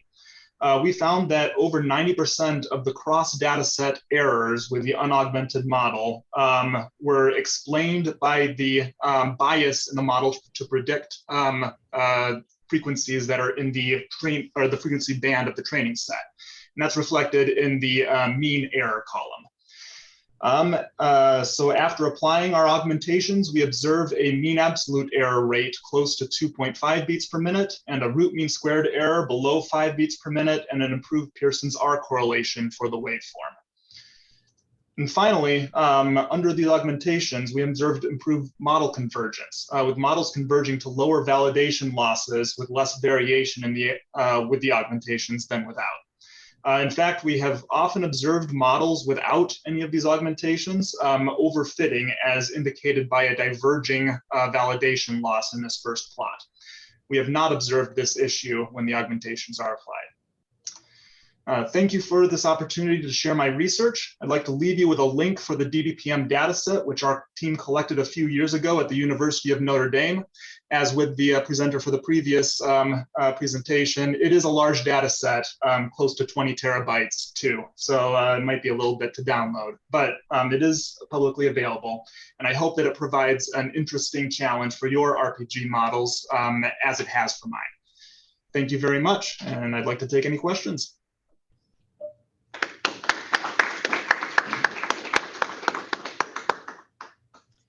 Thank you, Nathan. Any questions? Yeah, we got one in the room. Yeah, so thanks so much. Actually, super neat. Can I clarify the use case? This is because the different data set has a different frame rate.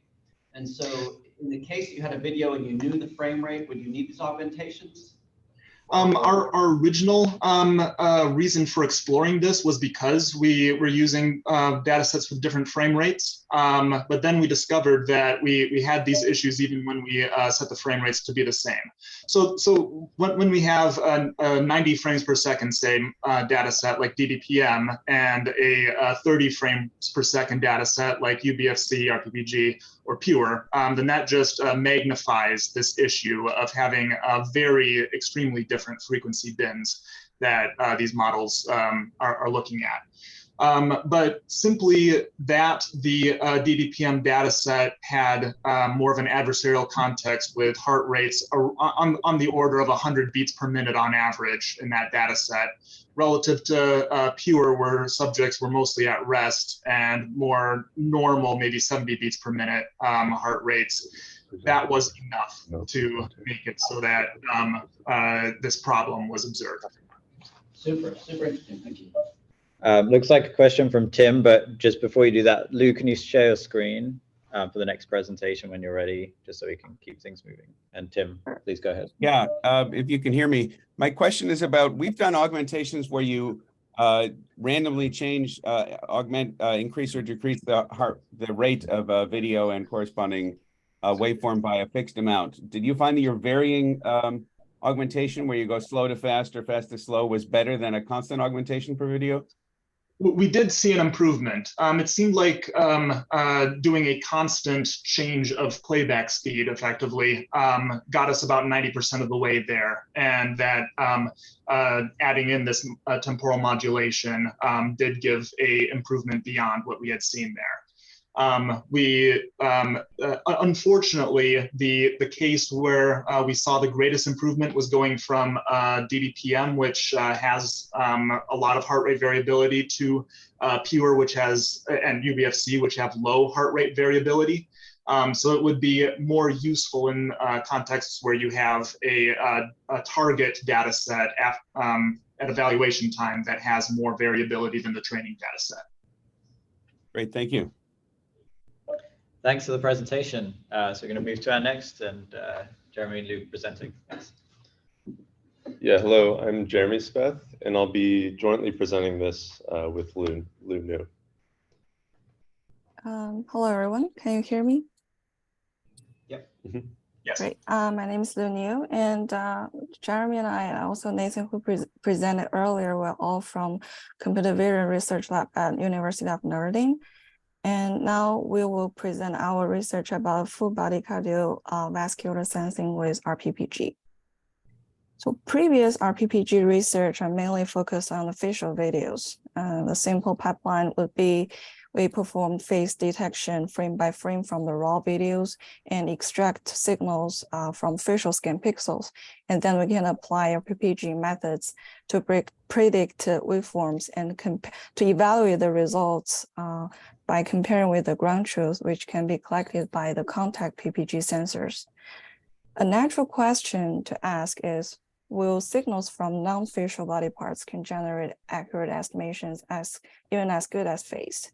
To answer that question, we performed a data collection where from the figure 1 shown here, you can see we include the skin from body parts like arms and legs be visible in this video frame in addition to face. Then we can apply some body segmentation methods to allow we extract the signals from skin pixels from different body parts later for post-rate estimation. So this data set is called multi-site physiological monitoring data set. To our best knowledge, this is the first data set that allow simultaneously RPPG measurements from multiple body locations. And from this figure, I don't know if you can see it clear. The left part, we used one finger oximeter and the other 9 contact PPG sensors wrapped on the different body locations to collect contact PPG signals. On the right part of the figure, we applied 3 state-of-art RPPG methods, 1 deep learning method, RPNet, and 2 signal processing methods, POS and CROM. We use these methods to estimate the pulse and perform RPPG pulse rate estimation and evaluate the results by comparing the ground truth generated by the PPG signals. And now Jeremy will introduce how we generate our ground truth from contact PPG sensors. Thanks, Lou. Yeah, so one unique thing with this data set is we collected contact PPG from, I think, 9 or 10 locations. And we're using these Max 30101 sensors, which are very cheap and lightweight. But the nice thing is you get full control of this signal. So it samples at, I think, 400 Hertz. And it's not doing any post-processing, so you can get this raw optical signal. One of the downsides is that you have to do a lot of post-processing. If you look at this top plot on the right here, a lot of these signals are fairly noisy, especially if one part of the body is moving.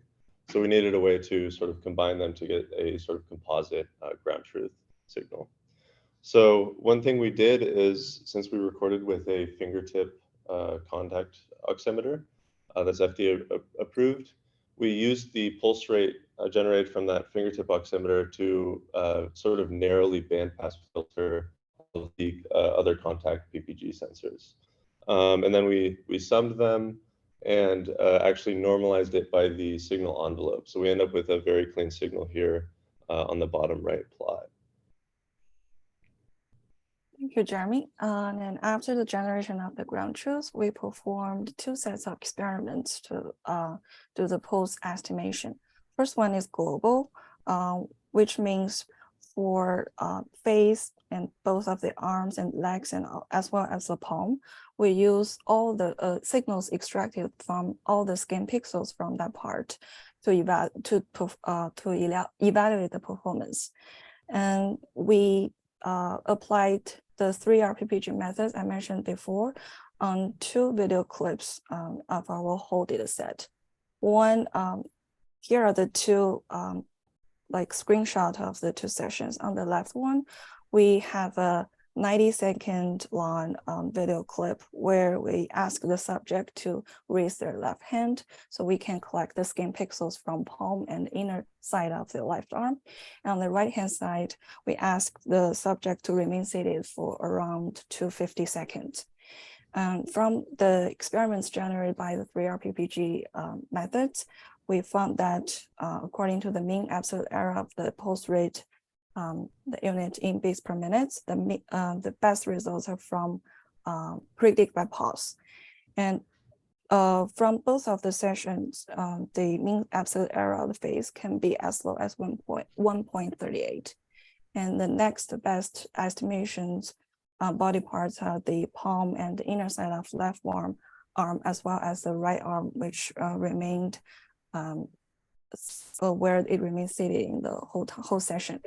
From all the mean absolute error compared to the legs and the left arm, where sometimes the subject moves, we can conclude that palm and some part of the arms show promising accuracy compared to face-based RPPG.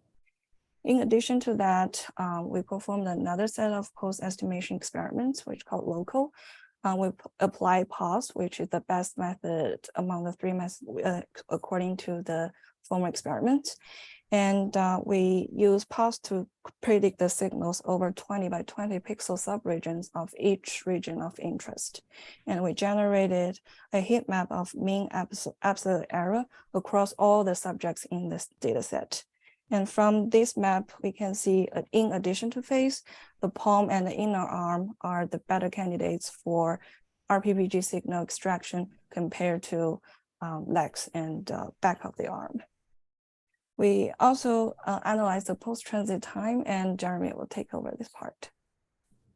Yeah, so one of the great things about having so many different measurement sites with this full body RPPG is that you can do pulse transit time comparing multiple different regions. So you end up with, if you have n sensors, you end up with n squared over 2 pulse transit times.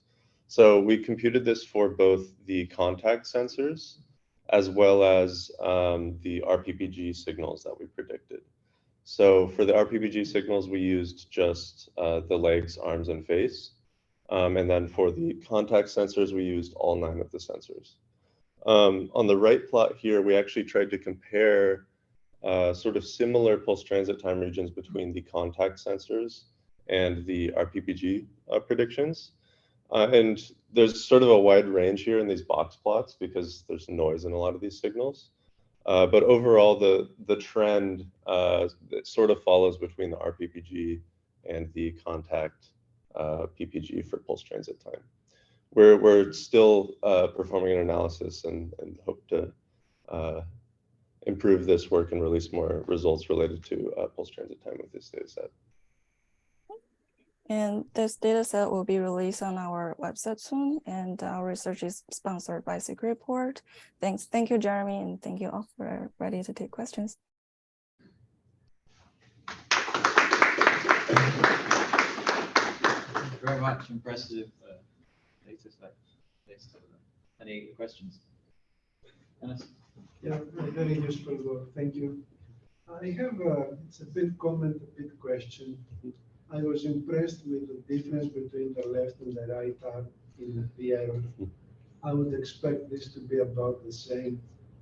I was wondering if you have any explanations about this. Yeah, so we had a session for the first 90 seconds where the person held up their left arm. And during that time, you can actually see like the inner arm, but also that arm is sort of moving a little bit more. So on the right arm, we had the fingertip oximeter sort of attached to the chair they were seated on. So that arm was very stable throughout like the entire video, whereas this left arm is free to move. So I think that maybe contributed to some of the error. It could also be other things like the lighting intensity in the room isn't perfectly uniform. Yeah. Right. I mean, yeah, that makes sense. Sometimes very few people also have physiological asymmetry between the left and the right sagittal plane. Probably that was not the case here, but it's also not a possibility. But if you see in the page, you always have your best shot. And that's because the tissue is very thin, and the hardware we have is very important, like this temporal artery. I mean, it's skin deep. It shouldn't be here. I mean, it's a vulnerability of the human species, right? But, it is, and it gives you these wonderful results. Every other part, there is a lot more tissue, and the arteries are deeper inside. The PPG signal suffers, but very interesting work. Thank you. Let's just check if there's any questions online. Tim, is your hand still up because you have a question, or is that a legacy? Oh, sorry, that's legacy. Okay. Awesome. Thank you for the work. It's really cool. So one of the natural things to use this multi-site RPPG data set is for pulse transmit time, but also maybe there's different morphologies in the waveform at different points. So do you have any insights or plans in utilizing this information? And I guess also from a practical perspective, how likely is it that you can even extract this forever? Right. So we haven't explored too much the actual pulse morphology.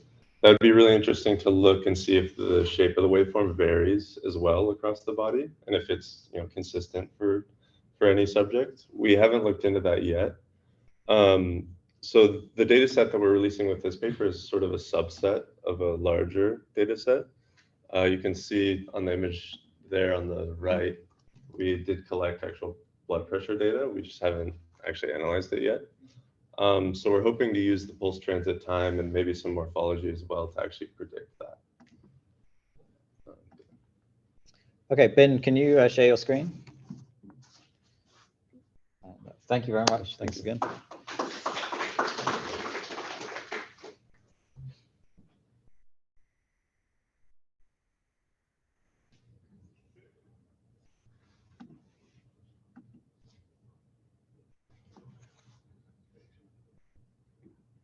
Okay, you can get started when you're ready.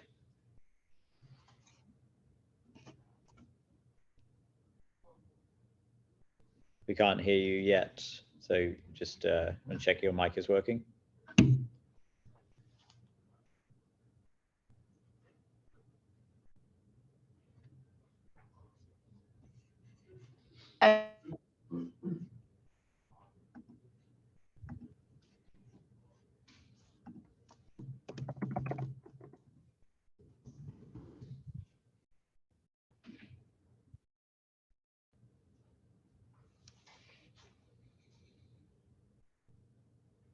So we can't hear you, Ben.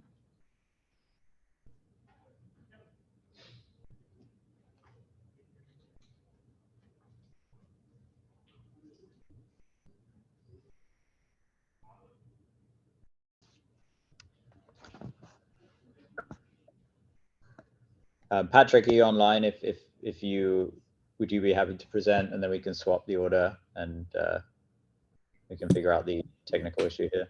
Yeah, I can present. Great. Yeah, if you can swap, Ben will come. If you can figure out what's the issue with your mic, and then we can come back to your presentation as the last one of the session. Can you stop sharing your screen?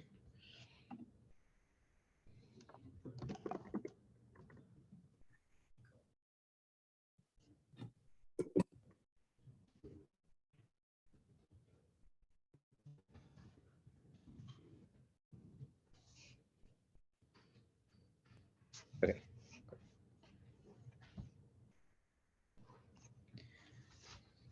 Okay, go ahead, Patrick. Thanks. Hello, my name is Patrik Hansen, and I'm from the Swedish Defense Research Agency, and I will be presenting our paper, Real-Time Estimation of Heart Rate in Situations Characterized by Dynamic Illumination using Remote Photoplethysmography. This work aims to study to what extent it is possible to estimate the heart rate of an individual in situations characterized by dynamic illumination in real time. We are working towards estimating vital parameters in a mass casualty scenario using an UAV in an outdoor setting. To estimate the heart rate from a video sequence, this framework is introduced. First, a video sequence of an individual's face is used with a frame rate of 20 frames per second, and then regions of interest on the face are extracted. This is done by using MediaPipe Face Mesh, which is a deep learning based program that both locates the face in a video and places out landmarks on the face. These landmarks are used to create 5 different regions: the left, center, and right forehead, as well as the left and right cheek. These regions are chosen because the thickness of the skin is the thinnest for these areas, making the varying blood volume more visible. The extracted regions are placed in a new image, constructing a new video containing only these regions. Then the new video sequence containing the frames of the 5 extracted regions is inputted into this convolutional neural network and computes an estimation of the heart rate. The neural network has to be lightweight due to the condition that it has to be applicable in real time. The datasets used in this study are the publicly available datasets BP4D+, Pure, and CoPhase, as well as an in-house dataset collected for the purpose of obtaining video sequences with corresponding PPG data where there is varying illumination on the face. 3 different motions were recorded: static, head rotation, and moving camera. The recordings for the static and head rotation motions used multiple different lighting conditions. Only one subject was used in the recording of this data set, so there is a bias in the data. However, we are studying if it is even possible to estimate the heart rate in such conditions. There are also many different combinations of motions and lighting, as well as heart rate that ranges from 46 to 163 heartbeats per minute. To see how well the method performs for different heart rates within the 3 different open access datasets, the predicted heart rate obtained by the network is plotted against the actual heart rate for video sequences consisting of 2 seconds. The red line illustrates a perfect match of the predicted heart rate to the actual heart rate. When the predicted heart rate of the in-house dataset is plotted against the actual heart rate, this graph is obtained. The blue points are from the static scenario, the orange from the rotation of the head, and the green from movement of the camera. The red line corresponds to a perfect match between the predicted and the actual heart rate. Here we can see that when movement of the camera is present, the performance is the worst, where the Pearson correlation coefficient is much lower than for the other scenarios. The inference time is 3 milliseconds. In this study, there are 20 frames per second in the video sequences, leaving 50 milliseconds between each frame. Combining the time for the pre-processing and the inference time results in an average of about 18 milliseconds plus or minus 7 milliseconds of computational time for each frame. So in conclusion, we have proposed a framework for estimating heart rate in situations characterized by dynamic illumination.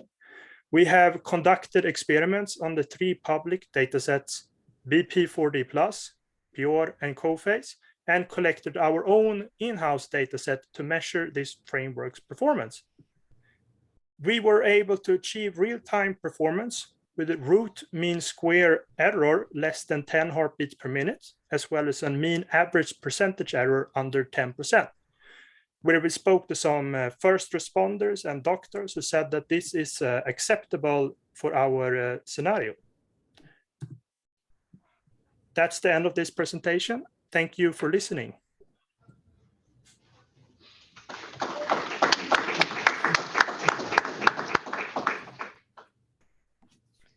Thanks, Patrick. Any questions either online or in the room? Yep. No, they can hear you. They should be able to hear you. Okay. I was just wondering if you try to actually enter the peaks, not the heart rate directly. And yeah, I wonder if it would make a difference on that. Can you repeat that? I was wondering if you try to enter the peaks of the heart, so because the frequency is computed from different peaks, and like that you get the rate, and if it would make a difference because you do not then have a frequency, but just peaks, and then you compute the time between the two peaks, and you get the frequency. Yes. So did you do instantaneous heart rate estimation from peaks? You did. But we used we manually computed from the PPG signal to make sure that the heart rate was computed in the same way for all the data sets. But you didn't try to do that with your network, right? Yes. You tried to compute the rate directly. Yes. Okay. Ben, do you want to try sharing your screen again and testing your audio?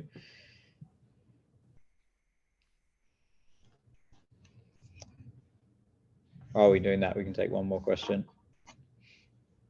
Can I ask a question?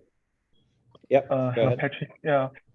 So there's also some deep learning-based model using the 3D CNN and have a similar pre-processing and post-processing steps as in your work. So, for example, the FISNet 3D CNN version. So, what's the difference between your model and the other previous 3D CNN based PPD extraction model? The difference we have in this study is that we are applying it in a different scenario. But the actual network is quite similar. Okay, thanks.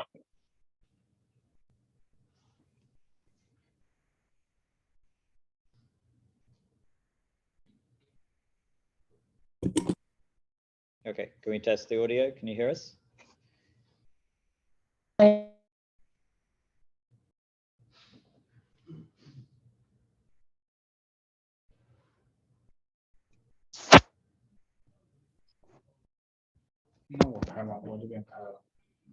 Can you hear us? It sounds like your connection is very, very bad. Oh. Can you speak a bit louder? Hello? Yeah, is there any way you can speak closer to your microphone?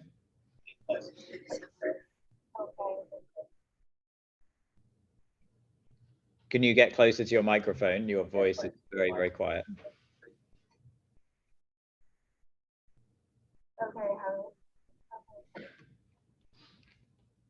We won't be able to hear you. Yeah, sorry, the volume's too low.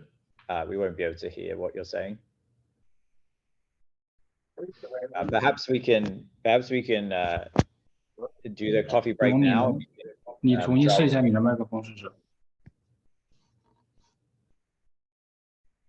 Hello, can you hear me? Yeah, that's better. Okay, please carry on. Thank you. Okay. No trouble. Okay, Hello, everyone. I am Liu Zimeng from Beihang University of China, and I am honored to be here to share my work. The title of my presentation is Contactless Respiratory Rate Monitoring for ICU Patients based on Unsupervised Learning. There are 5 main aspects to this study. First, we will come to the introduction. The respiratory rate is one of the most critical parameters. In recent years, lots of studies have demonstrated that deep learning technologies can be devoted to the video-based physiological signal measurement. However, the majority of those studies focus on healthy subjects in the laboratory environment. In this study, we developed a novel contactless RR measurement algorithm based on unsupervised learning for the ICU patients. We collected a large quantity of data, including videos and the ground truth of physiological parameters in the Hospital of Taiwan, and built our own dataset. And the scene of an ICU ward where we collected data. The overview of the dataset is presented in the table. Then I will introduce our method. Here, the overall architecture of the network is depicted. Our proposed method consists of respiratory signal extractor and our estimator. For the extractor, we selected the chest wall area of the patients as the ROI and then labeled the bounding box manually. The KLT tracking algorithm is used to track and extract the ROIs in the subsequent frames.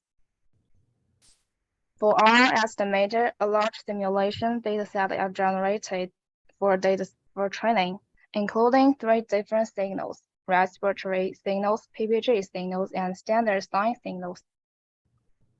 The architecture of the respiratory signal structure is shown in this figure. A pair of videos are fed into the same CNN block. Next, STRSP blocks are generated. Then, respiratory signals are sampled both in spatial and temporal positions to generate multiple samples. The contrastive loss is used to train the network. The overview of the R estimator is presented in this figure. It is composed of 2 convolutional layers, 3 STM layers, and 1 linear layer. The respiration waveform is input into the estimation, and the model predicts the numerical value of RR as the output. Next, I will show the experimental results. By signal extractor, we can simultaneously get the respiration waveform and PSD map. However, at least 800 frame waveform must be fed into the estimation model in the PSD-based method. Otherwise, the accuracy will drop dramatically. In contrast, our method only needs 5 seconds, equals to 150 frames, which improves the real-time performance.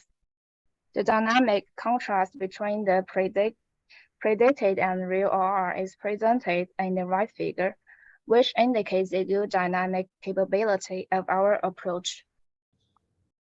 We have also done the sensitive analysis of the window length and stride of our estimator. We can see that our method can almost achieve the same high accuracy as that of PSD, even though only 5-second waveform is needed. In contrast to the performance of traditional methods, we have also done comparative experiments. The results show that our method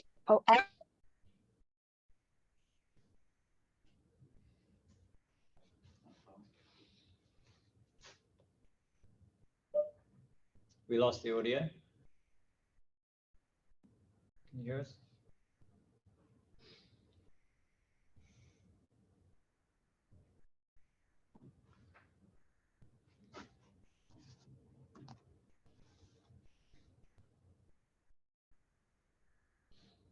Okay, well, hopefully folk can read the conclusions. We were close to the end.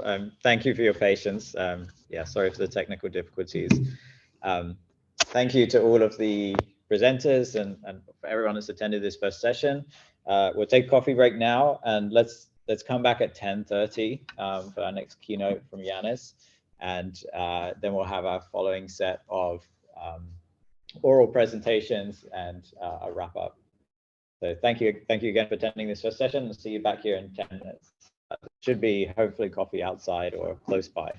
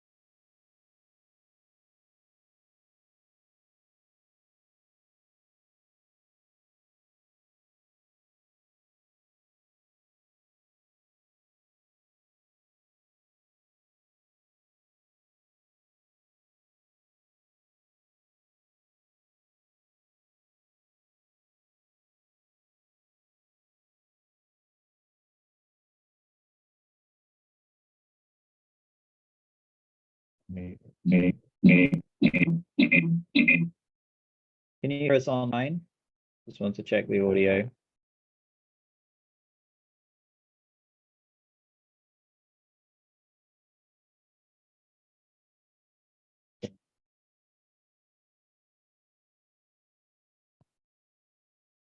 I guess we could do the audio from my laptop. It doesn't matter.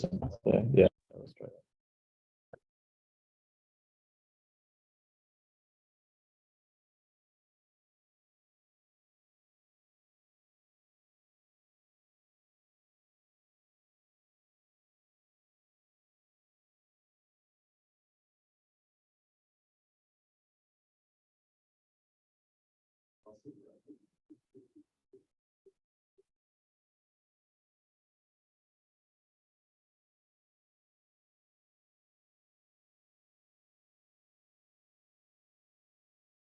Folks online, can you hear us?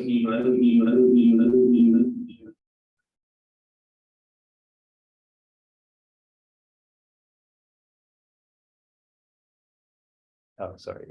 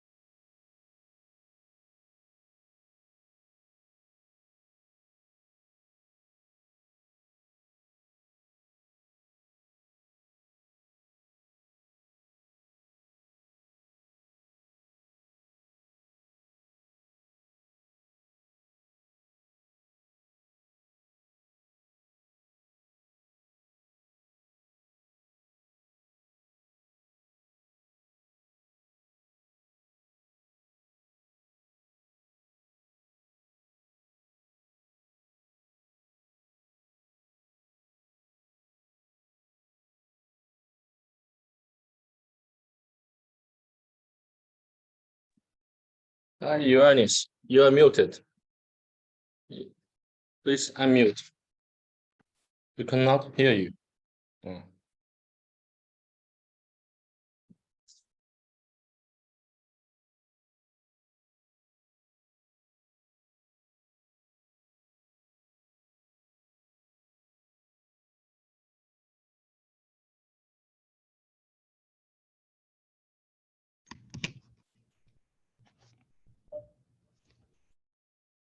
When Jane hears us? Yes, I can hear you, Daniel. But we cannot hear Ioannis. Sorry, I apologize. So please carry on. Thank you. So I was saying that fight or flight. I'm sorry.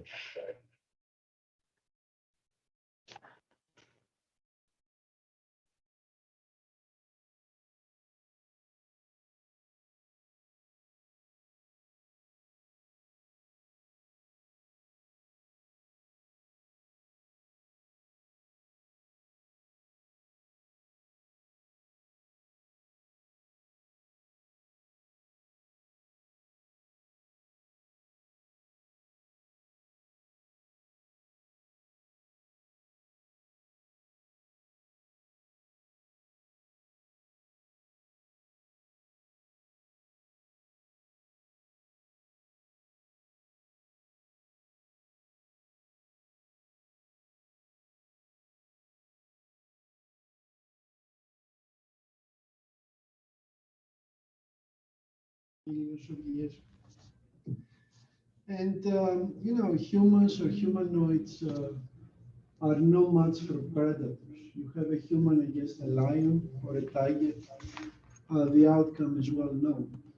So the best chance for survival is not to fight, it's to flee, keep running. And keep running, maybe a marathon, because the predators can run faster, but they're out of breath in a minute or two. And why thoughtless? Because basically savanna is a featureless landscape. And any direction for fleeing is as good as any other. So that was giving us an evolutionary advantage for survival. So what worked for us very well, I mean, in terms of species survival, we are here after all today. It's terrible in the 21st century for interaction between humans and machines, as you will see. Because exactly the opposite from FOF is needed there. It needs thoughtful assessment and needs precise action order. I'll do an inverted narrative here, much what you see sometimes in literature books. I will give you the end, which is the conclusion first, and then I will work my way as to how I arrived there. And here you see the anatomy of FOF as it came out of the research of my group. It's basically three things. First, it's characterized by hyperarousal, which manifests in peripheral physiology through elevated electrodermal activity, heart function, and the works. Then, something that was not known or well known is accompanied by tremors. And then, third, when there is an opportunity for that, it messes up with action order. Actually, when you are under FOF, you perform random choices of actions, and that's disastrous, as you will find out.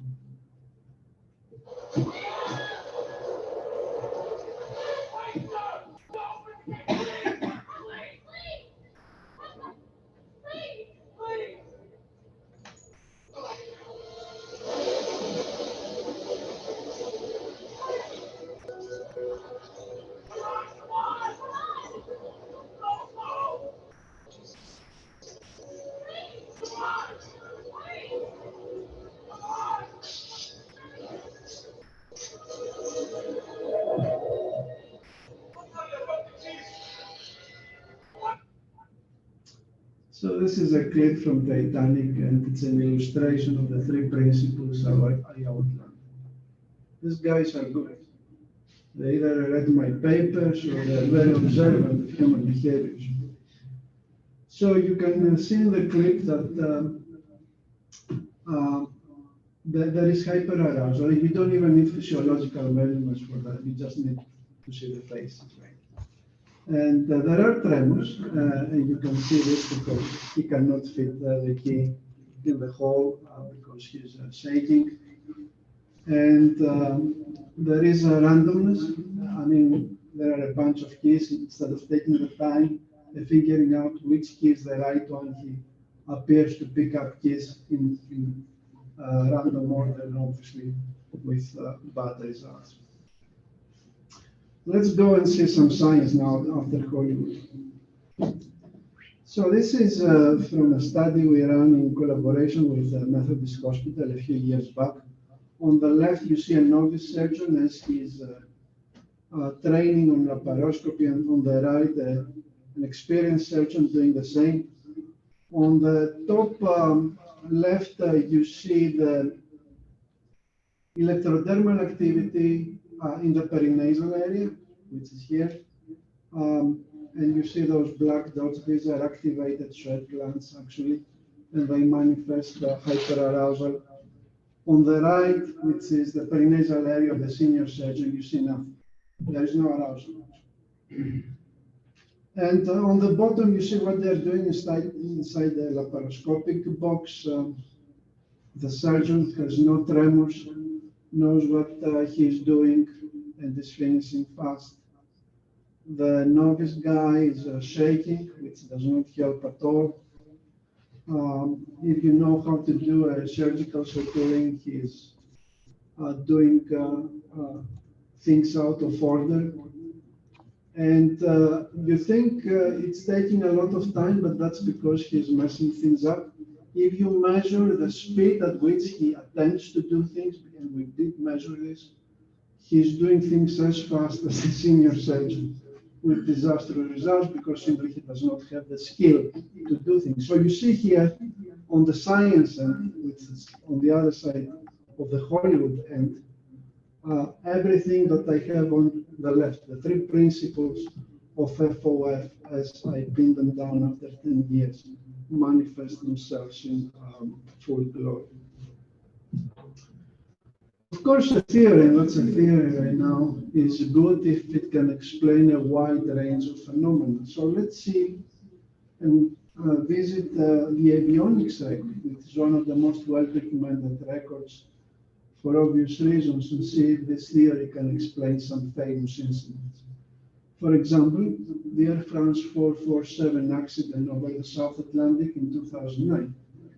So what happened there, a novice pilot encountered the storm. The senior pilot was sleeping.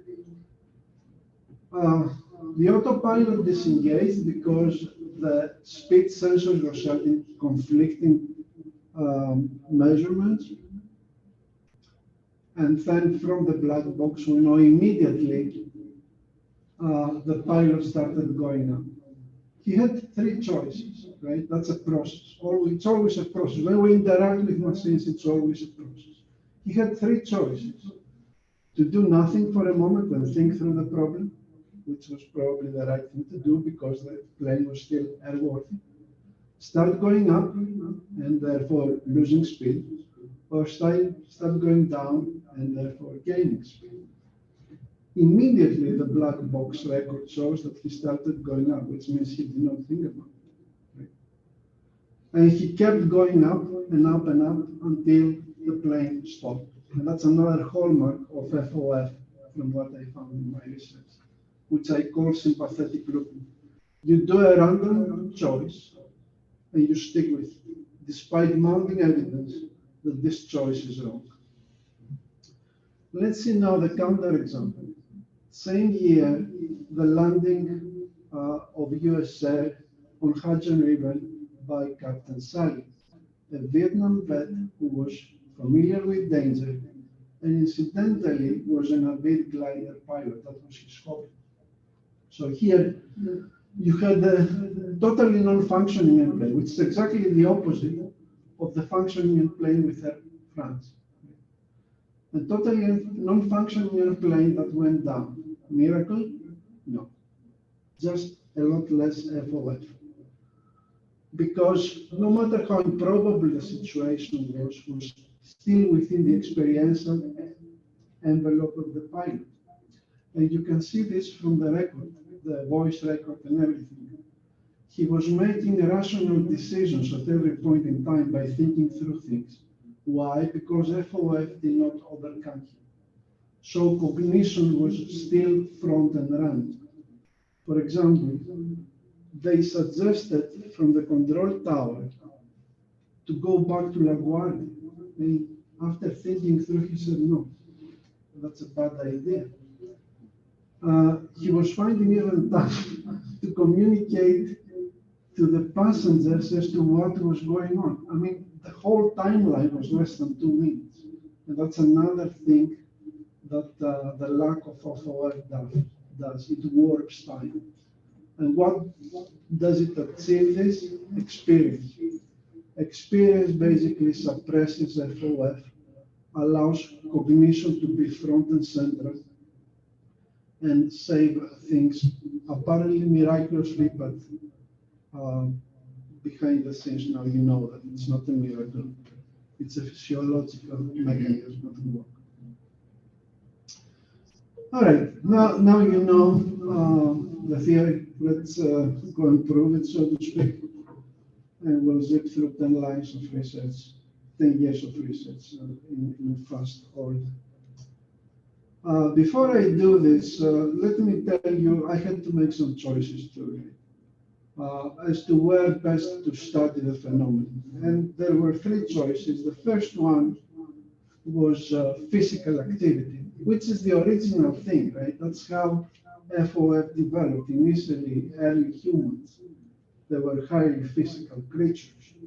And FOF was working for their survival. I mean, a predator attacks you, you flee promptly, you save your skin, you are out of breath, but you have the rest of the day to relax and get a sleep or something. Right? That's not a situation that arises very often in modern days. So for this reason and other reasons, that was not my main interest in where I concentrated. But what arises a lot in our modern civilization is dexterous tasks. These are not truly physical tasks, but they have some physicality enough, I found, to trigger basically this syndrome and produce full-fledged FOF response. That category, which I tried, but I sort of receded from that, are mental tasks, like writing a paper or something like that. I found that during these tasks, tremors are more difficult to arise, and when they arise, they are inconsequential. While in the dexterous tasks, they are highly consequential, as you will see. And everything that I have done, the main focus was an application focus, the human-machine interaction, right? And how basically FOF degrades performance. How arousal, which is the beginning of FOF, contributes to degrading performance. So please keep this in mind as I go through. So I mentioned we focused on tasks that had a little bit of physicality, dexterous manipulation, and driving was a great task for that, for many reasons. It has some physicality, and it involves danger. I mean, you may not feel it, but you are out on the highway, 60 miles per hour, there is always a sense of danger that is inside you, although you have adjusted and you don't pay much attention to it. And of course, we focused on distractions. Why? Because in order to have arousal, you need a strong stimulus. And distraction looks like is a significant stressor, as you will see, capable of bringing up FOF to the fullest extent. And I mentioned something about performance. Well, in survey we ran in the state of Texas last summer, almost 900 respondents. We found out that people who text and drive not only get more tickets, significantly more, but also get a lot more crashes. And if this is not a loss of performance for you, I don't know what else it is. Right, now the science part. We were very deliberate once we made all these choices. We were very deliberate about how to figure out what is going on. And the design actually had 3 stages. We started, first we wanted to isolate things through highly controlled settings. So we were doing experiments on a high fidelity driving simulator. Once we were figuring out the core idea, then we were taking this to the next step, which is up in the scale of realism with a real car, not in a city road, but in a controlled race circuit, which we have in the Texas Transportation Institute.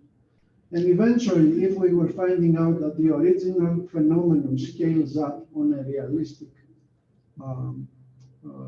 stage, we were taking this out to the real world with much less restriction. The entire set of studies had about 174 subjects and involved 60 hours of observations. These are gazillions of measurement, multimodal measurement points, because we were taking measurements obviously every second or faster. We used a bunch of analytic methods, but for our purposes, the most important analytic method we use, because we care about the phenomenon, the explanation, and the causality link, is basically multi-regression modeling, because this is used in combination with the research design, and that's the purpose, right, to establish causality. Okay, and we did not know much in the beginning, but we knew that we had to bring all the jigsaw puzzles on the paper, otherwise we wouldn't have a chance of putting the puzzle together. So we were collecting almost everything. This was a truly multimodal study. We were not trusting any specific physiological sensor. That's why we had multiple of those. Wearable imaging the words. The physiological measurement that proved to be the best here, because it was most consistent, was electrodermal activity on the face in the perinasal area. And that was fortuitous timing, because by 2012 we had developed a really good method to measure this. We discovered the phenomenon. People did not know that there is EDA here. We discovered this 2007, approximately. We published in 2009. By 2012 we had good methods. A morphology-based computer vision method to figure out how to translate this visual phenomenon to a signal, which you can see here. A lot of activated sweat glands, higher intensity, lower density of activated sweat glands, lower density. And also we had a tracker that was capable of following actually the perinasal region as the subject was moving freely his head while driving or doing other things. You also need directional attention, right? This thing has no chance if you have an ambulatory setting, but we did not. I mean, when you're driving, you need to look straight in the front. All right, so through this cornucopia of sensors, we were monitoring many things, but particularly those 3 things, which correspond to the 3 legs of the theory I described earlier. Arousal, which we were quantifying through many signals, but the one that proved particularly useful was facial electrodermal activity. You will see in a moment. Tremors, so you have arousal in a fully fledged FOF. You have also tremors. You may not feel it, but they are there. You know when you feel when you are very upset, I mean you are shaking, right? So then you can see the phenomenon is visible. But even if you are less upset, the phenomenon is there, and we can measure it. How did we measure it here? The steering wheel was the sensor. That's from where we were getting actually the tremor signal. And the lane deviation is the ultimate behavior. It's what the policeman sees. Right? The policeman does not see the tremor and does not see the arousal, but it sees actually the outcome, which is the car veering off, maybe crashing because it went into the other lane. So this thing looks like we knew from the beginning what we were doing. I don't want to fool you. We found all this after many years of search and exploratory work and so forth. So it looks very neat right now, but it was not like this when we started. All right, this is the first experiment. About 60 subjects. It was very controlled on a high fidelity driving simulator. The key aspect of this experiment was its design. For the first time, we split the distracting stressors to their constituent parts. Only cognitive, only emotional, and only physical texting. I mean, when you text, you also have content, right? We removed the content. We just wanted them to text back to us the words that we were sending to their text form without thinking. The cognitive part, we were inducing this by mental arithmetic, a well-known stressor psychology. And the emotional part, we were asking them some upsetting questions per IRP approval. That's how we were doing this. So the two first, cognitive and emotional esoteric stressors. The third one, they had to do movements, right? And they had to interrupt the eye-hand feedback loop for a moment, because otherwise you cannot text. You need to take away your eyes from the road. Of course, everything was counterbalanced to ameliorate practice effects. Now, here's the result. You see here, these are the distinct stressors, cognitive, emotional, and sensory motor, on the same driving circuit. Right? You see here the yellow stuff, this is where the stressors were applied. They were not applied in the entire itinerary. They were applied only in two parts of the itinerary. Okay? And what do you see here? This is the arousal variable, and this is the tremor variable as we were sensing it from the steering wheel. You see these stars here? It means that in all these cases, both arousal and tremors were present, which is the hallmark of FOF, as I explained. They were there when you had only cognitive stressor. You can feel this as absent-minded driving. You know, I'm sure you have done this a lot, or emotionally upset driving, or physical distraction, like you reach out for the glove box or something. Very consistent, as you see. Once you apply a stressor, like a distracting stressor of any nature, cognitive, emotional, or physical, FOF is there for you. Very, very consistent. So that's the first thing. And what does this do? Practically, behaviorally, I mean, how does this translate into human behavior? You can see it here. What is this? These are the itineraries of all these people in this simulated circuit on the high fidelity driving simulator. And you see, this is the lane. This is the cognitive itineraries. This is the emotional. And this is where you have physical distraction, the texting itineraries. What do you observe? There are no lane deviations here, no lane deviations there. So esoteric stressors, although you have full-fledged FOF, you don't have a behavioral outcome. But you have a behavioral outcome full-time when you have a physical stressor. And every one of these incursions is a potential accident. Why? What we found out is that there is a mechanism from the anterior cingulate cortex that basically, if your loop of eye-hand coordination is there, and is there if you are absent-minded, right? Then automatically takes over the driving task, okay? And counterbalances the tremors. You have higher tremors because you have a stress, you saw this earlier. So you shake, but the shake is automatically counterbalanced momentarily. That's why it never goes into a lane incursion.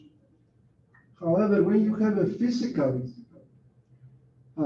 distraction, momentarily your hand-eye coordination loop is interrupted. And therefore, a high tremor is left uncorrected. If you run with 60 miles per hour, as these guys were running, even if you're without this, if you're with this interruption, even for a second or two, you can incur into the next lane very, very easily. Okay, so minute tremors in this particular condition, with a very instantaneous interruption of the hand-eye coordination loop, and you are out of the window solution. Now let's see some videos from. This is from one subject. You see this green line. This is actually the tremors. It's the steering signal. This is the arousal signal, the electrodermal activity. You see this orange line? This is the baseline. So you see when the stressor applies, and this is a texting stressor, immediately the arousal goes above the baseline significantly. So you have the onsetting of arousal. Almost simultaneously, the tremor sets up. It accompanies arousal, and that's a full-fledged FOF phenomenon. Okay. And you can see here the visualization of the activated sweat glands in this particular person, and so forth. Very consistent. Later on in the itinerary, again, the stressor applies again. It goes above the orange baseline, and the tremors reappear. Almost a textbook evolution of the phenomenon again and again and again. Now here you see why I say facial EDA for us worked very well, because we had a lot of variety of studies and subjects and situations, and it was always there for you. Why? Because naturally electrodermal activity is the best way to measure sympathetic activation. It does not have any confounds. Heart function and other things, they are confounded sometimes. Why? Because they also show you parasympathetic activity. For example, some of you, you'll get your turkey sandwich in a little bit, and during the afternoon, if you measure your heart rate, will be way up. Why? Because parasympathetic activity will set in to support your digestive process or whatever. There is nothing like this with electrodermal activity. And now that you can measure it on the face and obtrusively, you have all these advantages that come with this particular sensing line. Here you see the heart rate does not do very well in this particular subject and situation versus the blue baseline. The breathing does quite well. It captures the phenomenon, but what did you observe? It takes some time. There is always this inertia, there is capacity in breathing measurements, right? It takes some time to take off, and then the phenomenon goes away. And for the same reason, the inertia takes some time to wear it off. So if you want to use the physiology as your target as to when the phenomenon started and when ended, this thing leaves you at a disadvantage, right? And why DA is so good? I theorize it's because it's pre-FOF. It's Gail heart and breathing, basically, I think they're fully activated when there is a sense of a true challenge or danger. This one activates even before that. It's much like a probing mechanism. And that's why it's concentrated, if you notice, in specific parts of the body, like in the pulse, in the soul, which are probing sensors. Right? This is a tactile sensor. This is also a probing sensor. I probed the ground where, and then we found this area. This is also probing. You sniff. And it has a physiological function. I mean, the fact that you have perspiration coming up here momentarily, when you sense there is a potential danger, it enhances all function. Now, modern humans have terrible olfaction, but our ancestors were much better. And you can see your dogs, their nose is always wet for that reason. So that's why this thing, it's not algorithmic, it's nature basically that helps you. All right. Now that we know how the thing works, the next thing is to see if we remove the stressor if the phenomenon goes away, right? And that's an intervention that may save lives. And that's what we did in this other experiment. We intervened. And basically, we had a system that was monitoring through an algorithm we developed. It was monitoring the level of arousal. So our thesis is, now that we know how this whole thing works, everything starts from physiology, from arousal. Right? You monitor arousal. If it's too much for the task at hand, then basically you let the driver know. And we let them know through this red LED lamp in the middle of the steering wheel. So we had basically an experiment where some people were benefiting from this biofeedback and some were not. The green guys were not benefiting, the red guys did. This is in order. The further to the left you see things, the better. The better in terms of basically arousal, the better in terms of tremors, the better in terms of lane deviations, because one brings the other, you see what I mean? And you see that with the intervention, which are the red guys are mostly to the left, and the green guys are mostly to the right, which means removing actually the trigger that precipitates this FOF makes things better, physiologically, and then because the physiology is not there, makes things better tremor-wise, and it makes things better lane deviation-wise, what the policeman sees. So it's a cascade of events, and you just need to attack it at its root.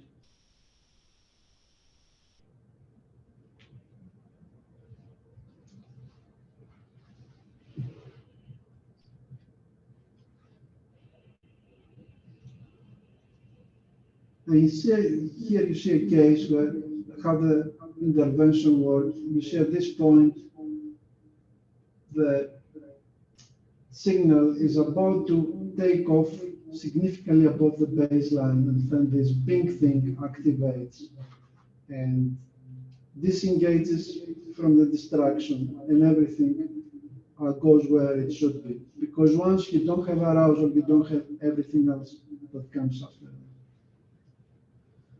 Now, the third thing that we did is we went out in the actual city. That was in a controlled circuit. I'm sorry, before going to the actual city, in a controlled circuit. And we wanted to see if this actually scales up when you have to do with an actual car, not with a simulated car.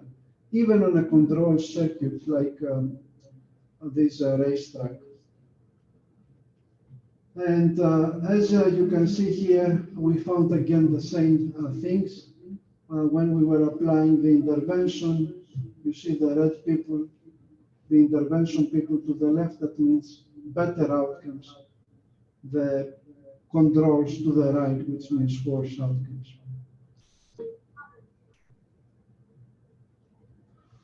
And this is the actual signal of this lady in this racetrack with an actual car.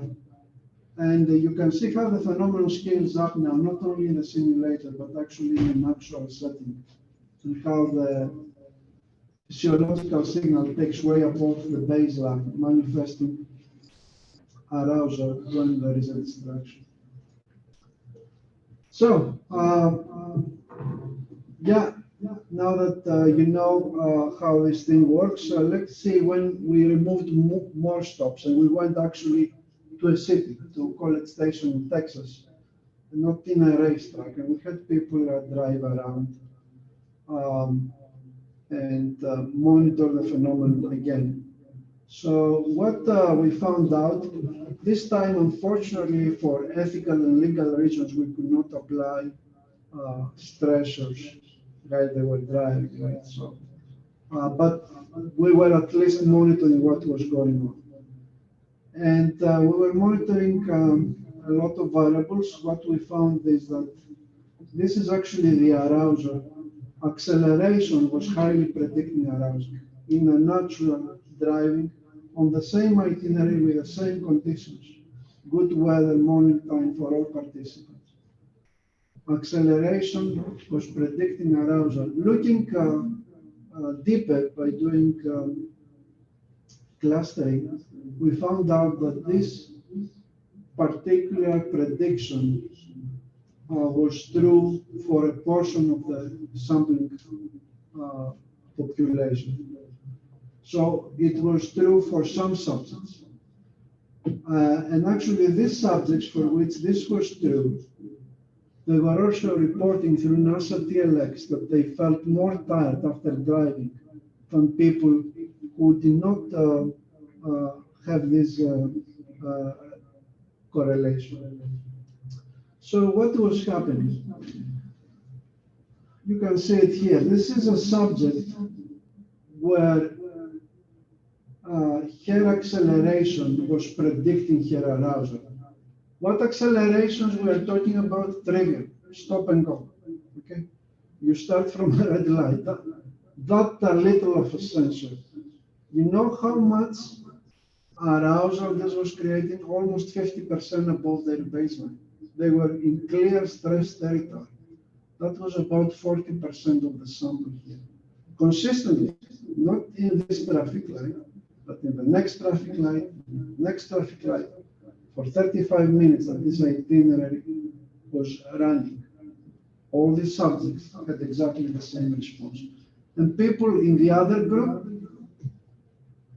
that did not have this response consistently never had such a response in those trivial acceleration events. To me, that was a revelation, and I turned the phenomenon acceleration.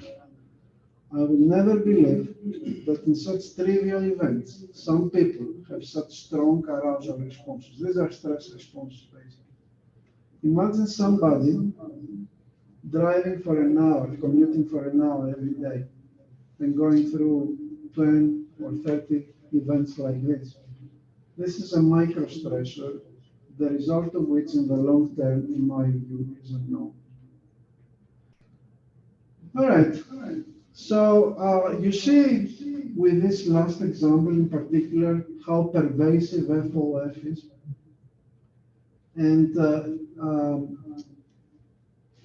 you see that at least some of us live with FOF, that is with fear, even in times that we never anticipated. But that's one takeaway from my talk today. The other takeaway is that FOF might have been very good for us during our early human years, but they're disastrous right now. Why? Because they wreak havoc in our interactions with machines, and we interact a lot with machines, and we're going to interact a lot more. FOF does not help us at all. It creates all these phenomena that lead to air accidents, to car accidents, and so forth. And now you know the mechanism: arousal, tremors, messing up with your head, your cognition. Your cognition is shut down. The process is messed up. You do random action selections, and every interaction we have with machine is a process. Okay.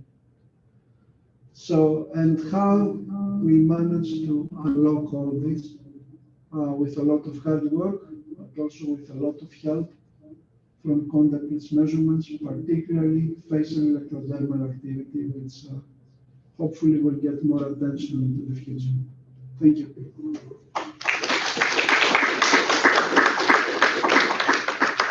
Thank you, Yanis. That's great. Any questions from the room or online?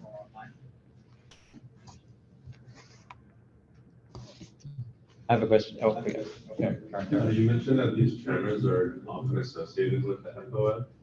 Are you familiar with any research that's using RGB video to try and estimate these tremors? No, that does not mean that it does not exist, but I'm not. As you know, we picked up the tremors from the steering wheel. We used the steering wheel as a sensor. A lot of these tremors are not visually perceptible, I noticed. But if you are going to use RGB for that, yeah, maybe you need to think about the optics so that you magnify the phenomenon to the extent possible. Yes. So it's one thing that I'm from VTTI, and we work with lots of crash data. What we are seeing that means people are looking forward to their crashing in many cases. So it's probably their cognitive attention. Do you think that through any of these measures we can understand the cognitive attention and the evidence aggregation for them in real world scenario? Right. I mean, there is confounding here. So what you can understand is if they are overloaded sympathetically. They are overloaded sympathetically when they are attempting to do too much. What is defined as too much here?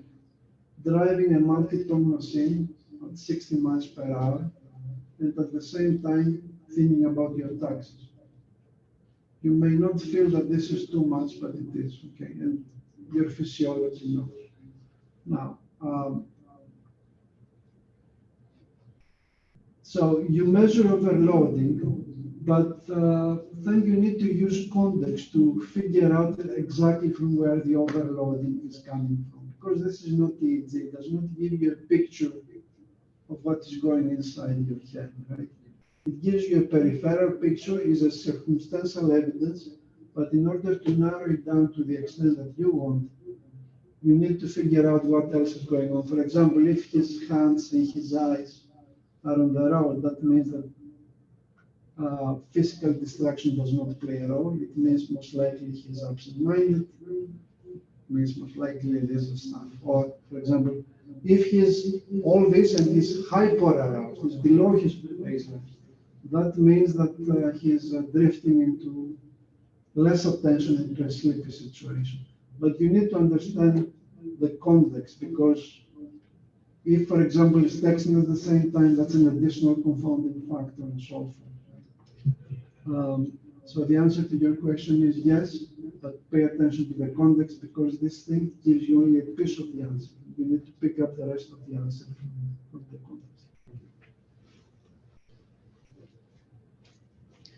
Can I kind of confirm, so you typically see this from facial EDA, but you don't see it as much from wrist worn, because you had an E4 in your experimental design. Right. Just not sensitive. You see, these phenomena are at their highest at a certain part of the body, and there is a bioevolutionary reason for this, as I mentioned. For example, the EDA has highest intensity on the palm. Why? Because this is where the probing sensor is. It's not here.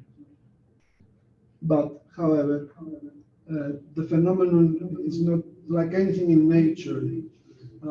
Is not going away abruptly. There is a Gaussian reduction, so to speak. And for most people, you still have signal here, but for some people, it's very weak, and for some non-existent. And that's the problem. How many of these people? Based on my sampling, anything between 20 and 25%. So you can use this, but you need to be careful of this thing. Here, almost everybody has it, right? But if you go here, there is still a phenomenon. It's much like this and this. There is a phenomenon, but it's much less than here, right? And sometimes you need to go here, like in my case, because I have a mustache, right? And that covers the EDA response quite a bit. So in these cases, what you need to do is you need to pay a lot of attention to baseline. Okay? You need to baseline, know basically where is the tonic level, and then subtract whatever you get from the tonic level, and that equates things. So it gives you some flexibility. The same thing here, but this is a much better area to do measurement for the reason I explained. Yeah. Other questions? I think there was a question on chat. Okay, yeah. So you said that people, there's a certain category, 40% were hyper aroused at just stop and go traffic. Did you have background metadata about those people? So to simplify it, they're kind of high-strung people that are also hyper aroused by the doorbell ringing or by, setting the table for dinner or something. Did you have any evidence in that regard, or was this? That I don't know, but we know that have phobias. What are these phobias? They're afraid of driving when it's raining. They're afraid of entering the freeway. They're afraid of driving at night. And it's usually all these things. I mean, you see the responses in the questionnaires. It's usually not one, they all go together, so to speak. So obviously, they have some underlying problem, but they're like normal people, right? And I mean, if you go into an airplane and you see all these people sitting, half of them, maybe more, are afraid of flying, right? So, but this is like once a month or once a year, I don't know how. But in a car in America, I mean, I drive 1 hour every day. I cannot move around otherwise. So it's a different, the level of exposure to this microstressors differs. And the car in this country is a serious issue because of the length of time we spend on that. There's a question on chat. The amygdala interprets images and sounds which it perceives as danger. It instantly sends a distress signal to the hypothalamus. One's health status can have a dramatic effect. Caffeine, light, intensity factors can influence individual response. For your samples, were those attributes considered? Right, we're always like that. For example, in these experiments that I presented today, we are always careful to equate things. So all these people, for example, were doing exactly the same itinerary, exactly the same time of the day, under the same weather. We used the same car. We had people who had similar driving experience, like they were 25 and they had like 8 or 9 years of experience. So when we do things like this, we take all this into account. We did not want them to smoke or drink coffee that morning if they were, and we take their medical history and so forth. So that's when we are in full research mode like here. But once you understand that this is there, you need to go naturalistic study as we do right now. You cannot control all these things. That beats the purpose of naturalistic study. And I don't have it in this presentation, but I have to tell you that if you have a lot of data in this case, all these phenomena actually, if the phenomenon is strong, the phenomenon that we are targeting is strong, all these phenomena, at least in multi-regression model, take a second place. Because the signal always, with enough data and with enough subject, on average, the signal always goes to the top. Where you're going to have probably problem with this particular thing that the colleague mentioned is if you are using, say, deep learning, you're going to do personalized prediction on a very narrow time horizon, like the next minute or the next 10 seconds. then these factors may be strong enough to basically undermine your main signal. Any other questions? Oh, looks like Tim has a question. Do you want to ask that question, Tim? Yeah, this is a fascinating talk. Thank you very much. My question is about, it almost seems like if this fight or flight is pervasive and sort of ever present for many people, should it really be called fight or flight, or is it really sort of a measure of arousal? And I understand people get impaired, but maybe not to the level that a zebra would actually run away on the savannah, more than it would get agitated on the savannah, something like that. Is fight or flight the wrong word for it? Yeah. Right, as I said, yeah, thank you very much, first of all. Do you mind just repeating the question for the folk, because I'm not sure if people at the back could hear that. Yeah, so basically, I think the question, if I understood it correctly, is if this should not be called fight or flight or arousal, because it's not like the zebra who is running away in the savannah, but it's the guy who is staying there, and that is a different situation. Did I get the question right, Tim? Yeah, that's good. Right. So yeah, I mean that goes to what I said in the beginning of my talk. It's not fight or flight; it's flight or flight, and that's exactly what that Tim is referring to. So all the things that I have studied basically are things that we do as part of our techno-scientific civilization every day, right? And you are right; you have nowhere to run. And that's perhaps one of the reasons you have this tremor effect when you drive. I mean, you have stress, and the stress is not released through true physical action. So it's latent energy that has nowhere to go, so to speak. And yeah, FOF, but with the caveat that it's not fight or flight, it's flight or flight, for the reason I explained. And I don't call it just arousal. I saw arousal in mental activity where you have almost no tremor. I call it the FOF, which is flight or flight, not fight or flight, because it's also accompanied by tremors. And for me, that's a defining characteristic. Yes. Just to follow on, so if you got the arousal and then just bolted, would you get the tremors? Because then you have a lot of physical activity. I mean, are the tremors because you're not moving, or are they included always? Excellent question. And, you know, I would love to have the money to answer this question, but all these guys usually have different questions. That's my problem. So I'm trying to sort of find money from here and there to answer true science questions like the one that you asked. But, you know, transportation is interested about safety, DOD is interested about superiority and all these sort of things. And then true science questions like this one, they take second part, and we have to wait to find discussionary money to address. Great. Let's thank Yanis again. Thank you very much for the presentation. Lots to think about. Okay, we're going to follow that with our next set of oral presentations.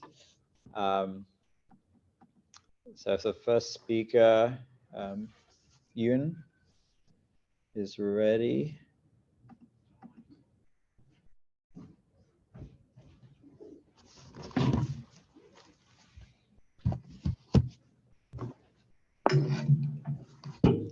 And did you pull up the Zoom?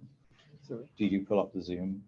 Cool. Okay. Yeah, if we can just join that. Sorry. Do you have the virtual website? Zoom? Do you have the CVPR virtual website? Just to pull the, unfortunately, the Zoom link is a little bit long to type out.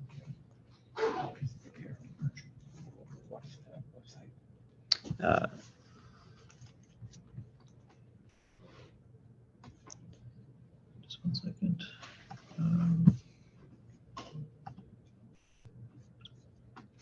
It's CVPR 2023, the cvf.com/virtual. Yep, if you just /virtual,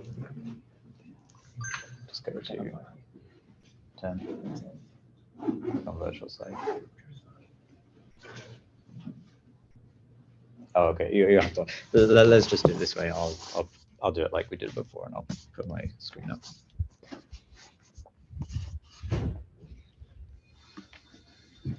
For other speakers in the room, if you can pull up the Zoom link information from the virtual site, that's really helpful because it's not as easy to see the slides from the video as it is from a shared screen.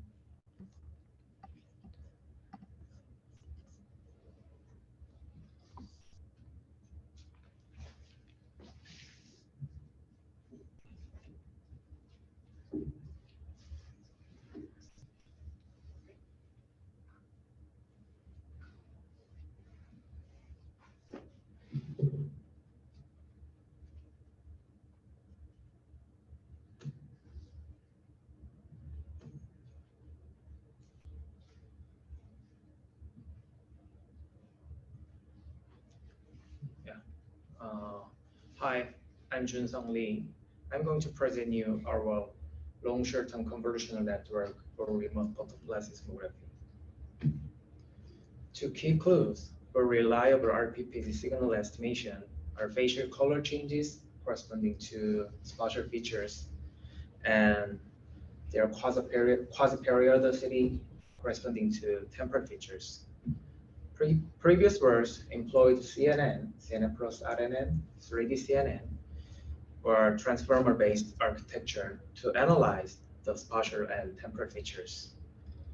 Accuracy was gradually improved as the architectures consider more features, such as short-term and long-term features. However, there is a trade-off between accuracy and complexity. In this work, we propose a novel 3D CNN-based method that can achieve high accuracy as well as low complexity at the same time. We propose a novel method, long short-term convolutional network for remote photoplastic tomography, denoted as LSTC RPPG.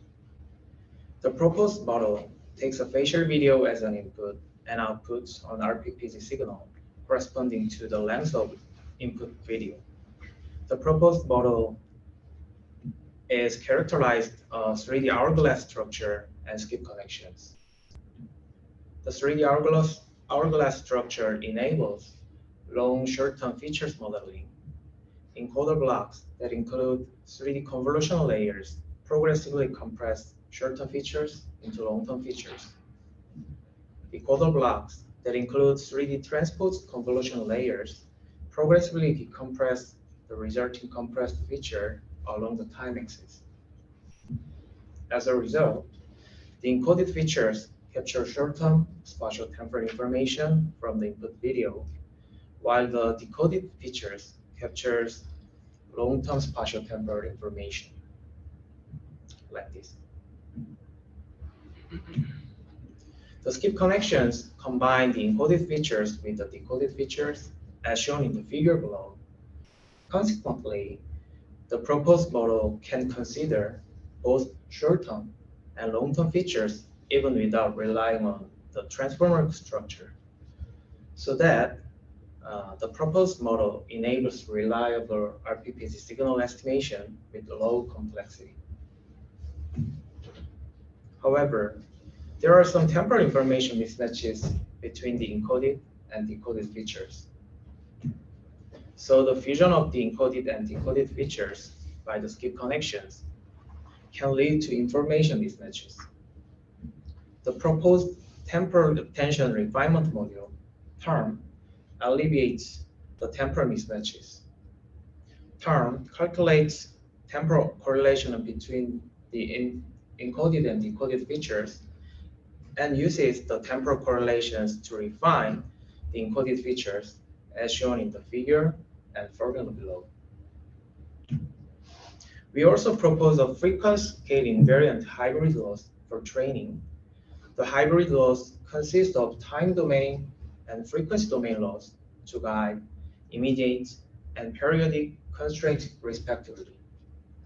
And scale invariant error is used as the frequency domain loss to alleviate the difficulty of training in the frequency domain.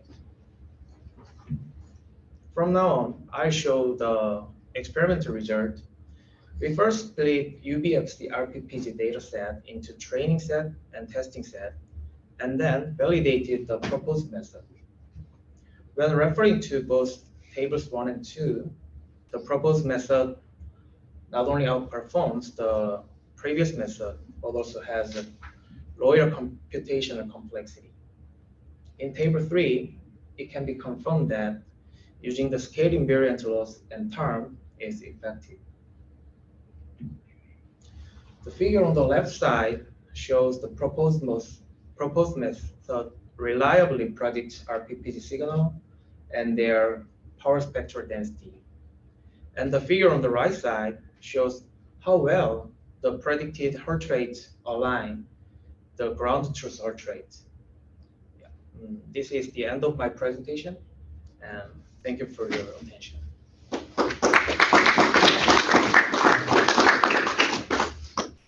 Question to you.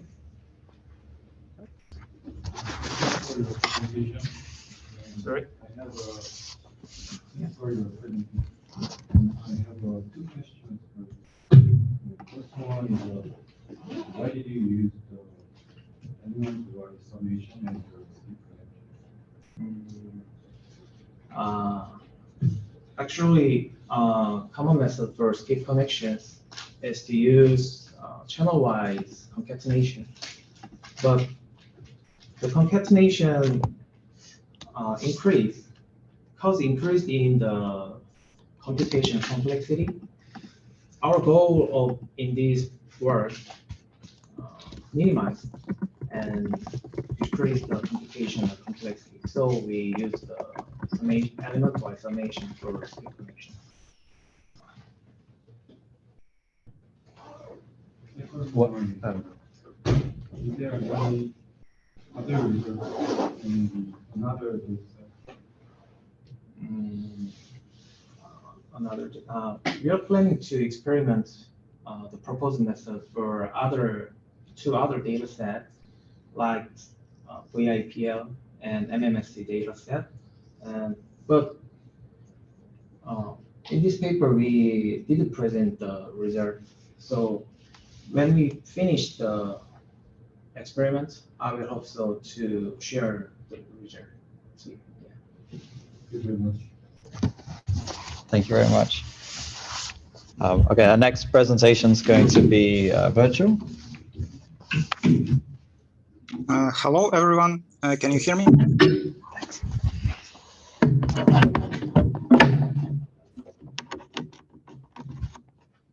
Hello, do you hear me?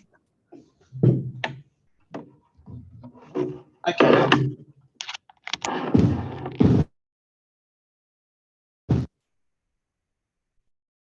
Do you hear me?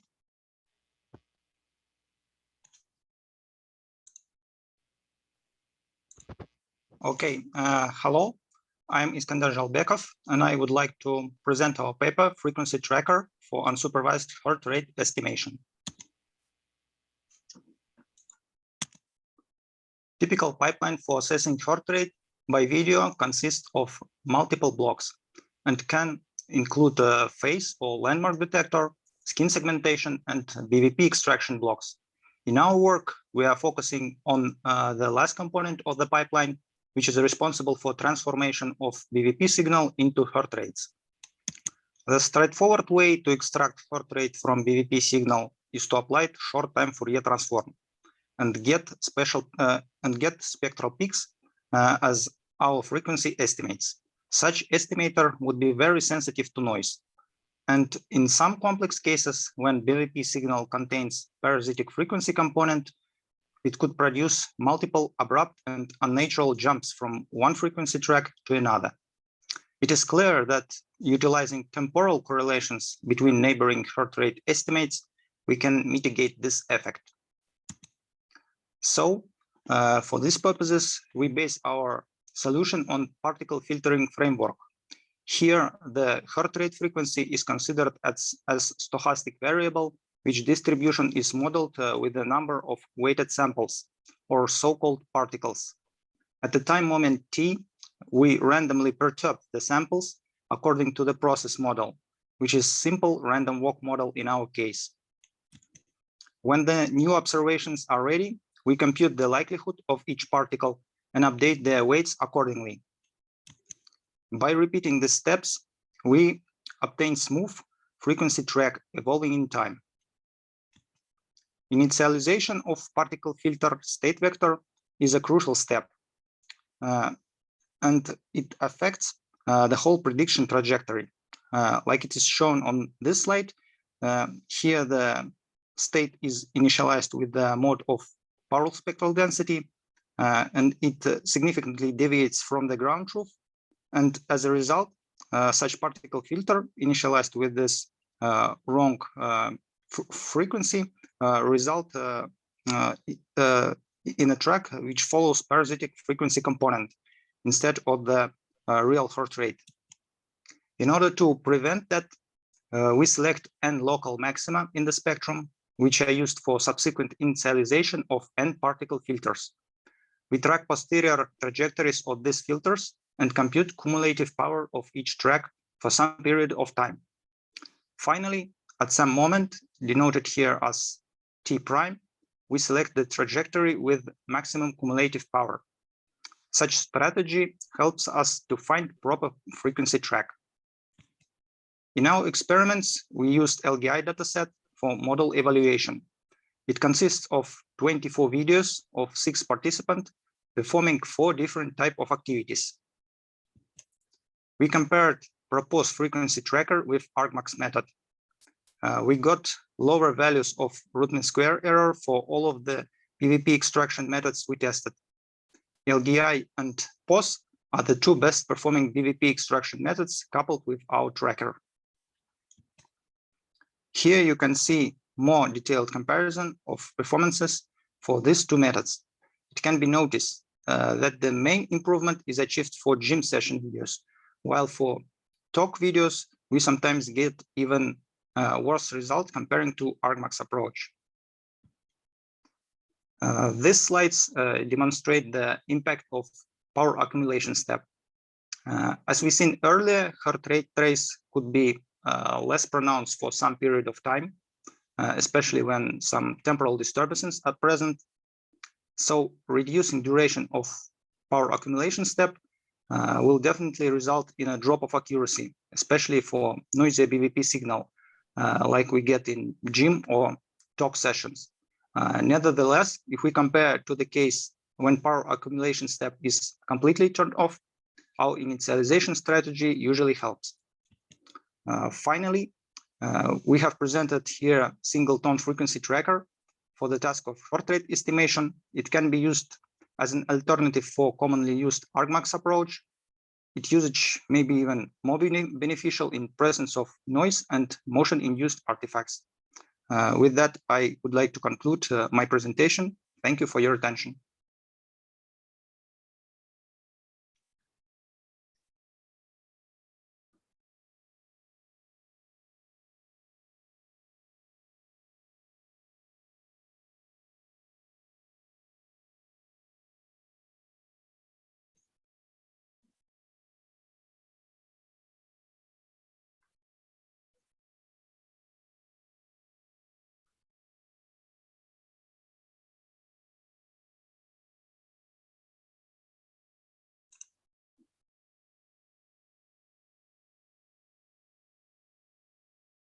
Can you hear me?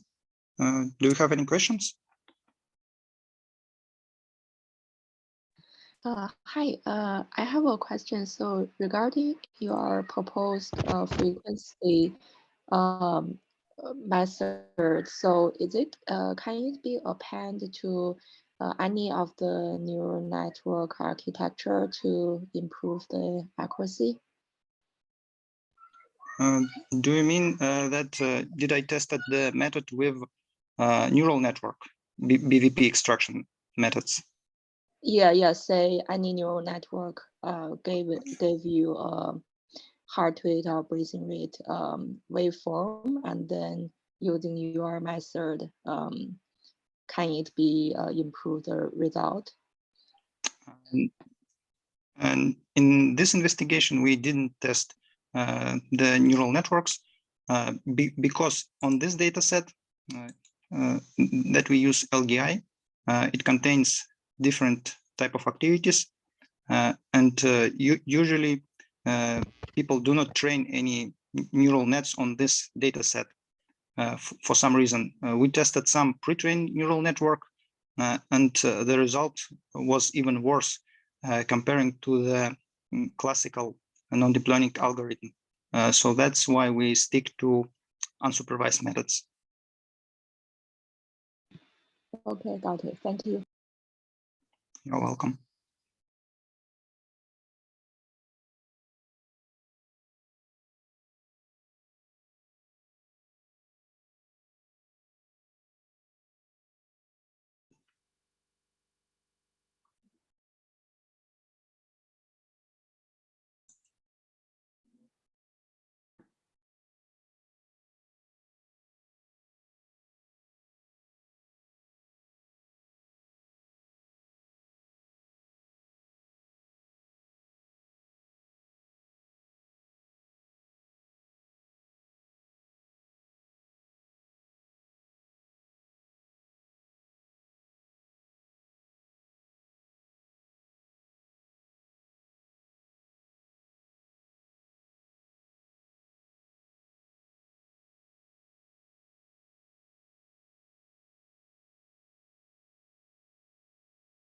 I may have the other question about this signal smoothing strategy. So yes, sure. Yeah, did you investigate this smoothing technique on the PPG signal, the spontaneous changes, like not caused by the distortions, but sorry, on what kind of signal?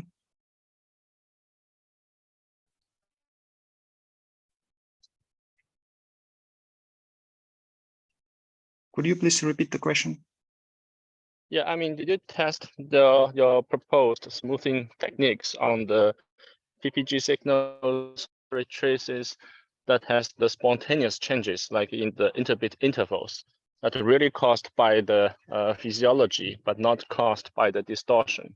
Because you want to use the smoothing technique to smooth out the distortions, but not really smooth out the physiological changes, right?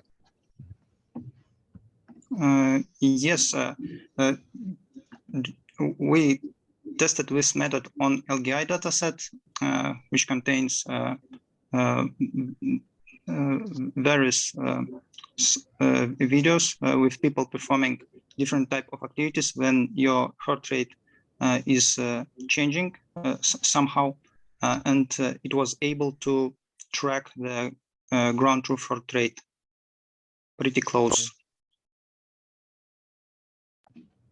Okay. Can you hear us on video? Can you hear us now? Yeah, we can. Okay, sorry, we got one question in the room. Sorry, carry on. Yeah. Can you hear me?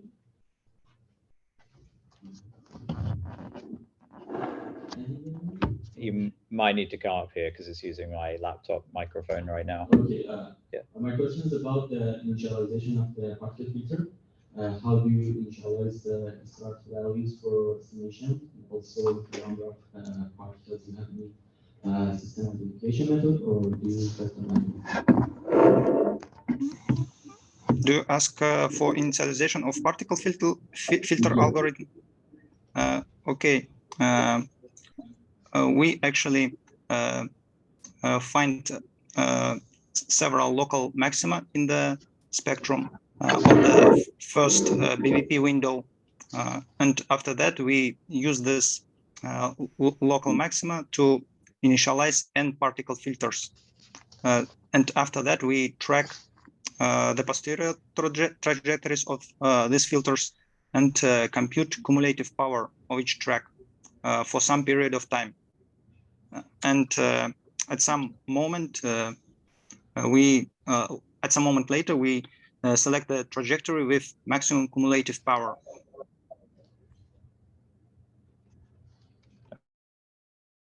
We're going to swap speakers now. Thank you very much. Thanks.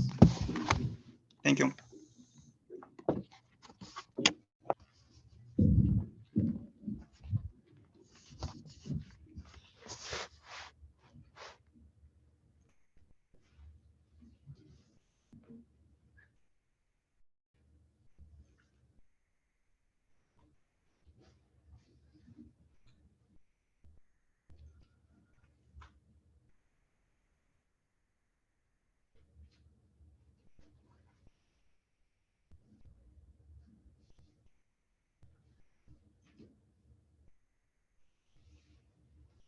you want to?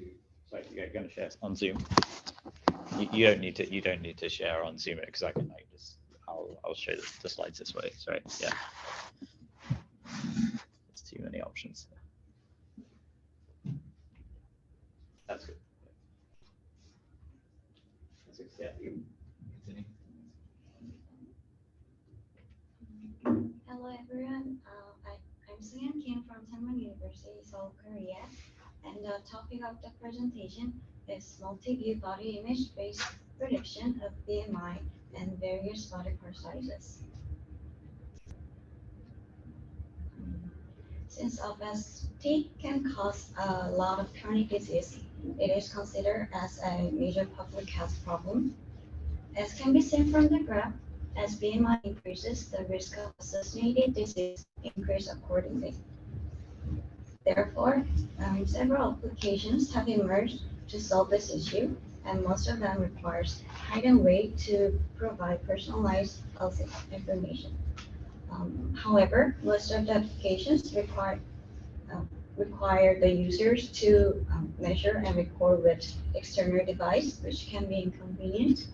So we have conducted a study to create a model that using data that can be obtained directly from the smartphone by itself. For the data for training, we have obtained it from the AI Hub Open website. They provide various kinds of open data sets with large scale. And for the data set we have used, they consist of body images of 500 males and females each, and 1,152 images per person. Among the whole data set, we have chosen 3 postures and 5 pose types. We have used 3 different angles to the model's input to improve accuracy and predict the sizes of various body parts as well. For data pre-processing,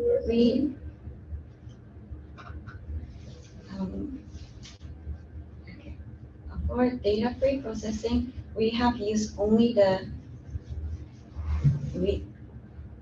height and width data. With the height data, we have cropped the image into the same width and height. And with the width data, we have masked it into a box, then put it into the model.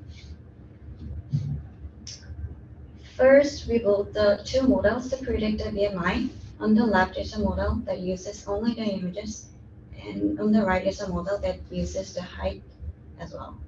The basic model structure uses convolutional layers and concatenated to extract a single result, which is the BMI.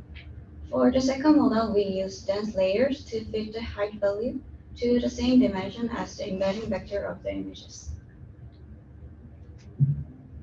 The results show that the model using only the image on the left has a clear difference between the features for the clothings.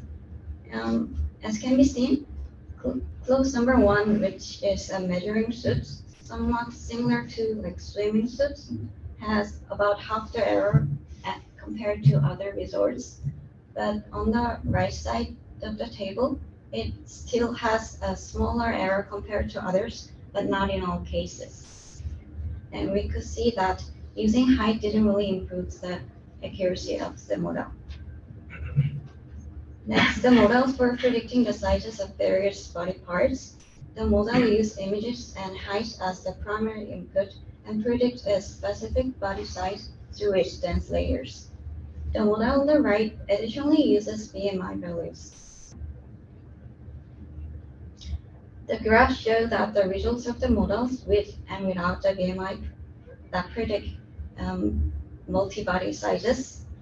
As can be seen, using BMI reduces the reliance of outfits.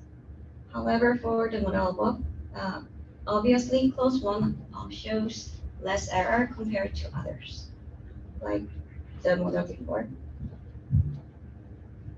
In the case of thigh, arm circumference and shoulder width, they didn't show much differences between the features. However, since the ground truth value is smaller compared to those at the front, the overall result, the error was lower than the previous results. For the conclusion, our research builds end-to-end prediction model with large-scale open data set without additional feature extraction. We believe that this avoids error dependencies that may occur during data pre-processing. And through various analysis of results, the study also confirmed that the prediction accuracy is dependent on clothing. And we also show that the model can predict not only BMI, but also various body part sizes. And since the results can be displayed from a variety of perspectives, our method can be used in a variety of applications, such as e-health, health monitoring, fitness tracking, and body sizing for clothing and apparel. Thank you for the attention.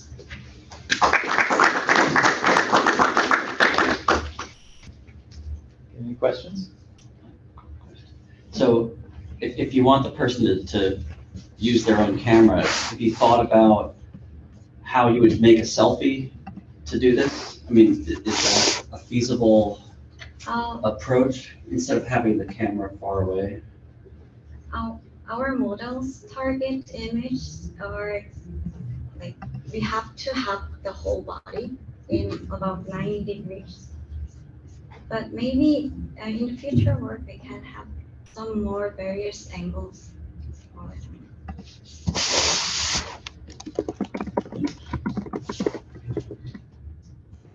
Another question is about the difference in clothing. Number 5 was summer clothing, is that right? And number 1 was? Measuring suit. Number 1 was a measuring suit, you said? I just noticed summer clothing had a high error compared to, oh, measuring suit. Okay, so that's the best result. Got it. Yeah, I have questions regarding the doing pre-processing. So it seems that you are cropping the information of interest of the person, and you resize that into a square image before change the model, right? But I'm afraid that it will lose the information of the scale of the head, right? Or yes, so if different person will have different heights, and we will always crop to their head all the time, so there's the scale are not invariant across people. But the body mass index, it can be, it is calculated by the height index, but its major reason why we are using BMI is, I think, how fat we are. So we thought that maybe height index might not be that reliable when we are predicting the BMI. So we have used the first model. And so, like you mentioned, we thought height might be, height might impact the results. So we have done the experiments with the second model, but as can be seen from the result, it didn't really improve the results. Okay, if you could stop sharing, that would be great.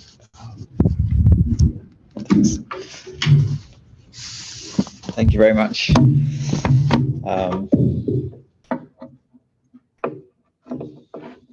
Yeah, Jason, if you can share your screen now, you should be able to share.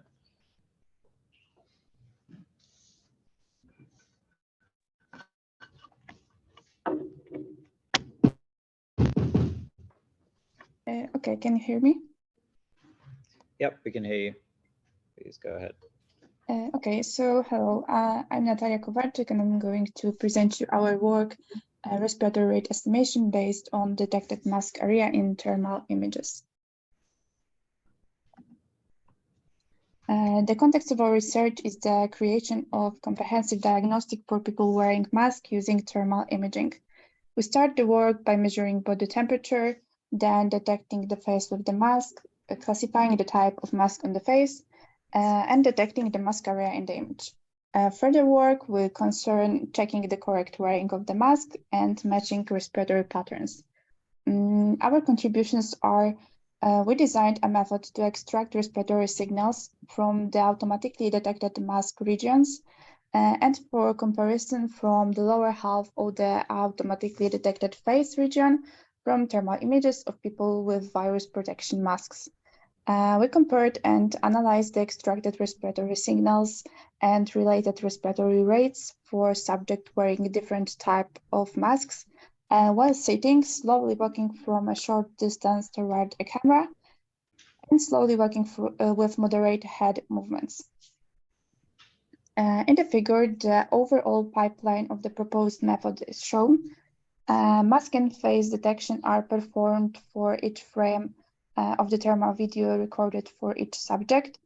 A respiratory signal is extracted based on the average value of the pixels located in the region of the mask or the lower half of the face.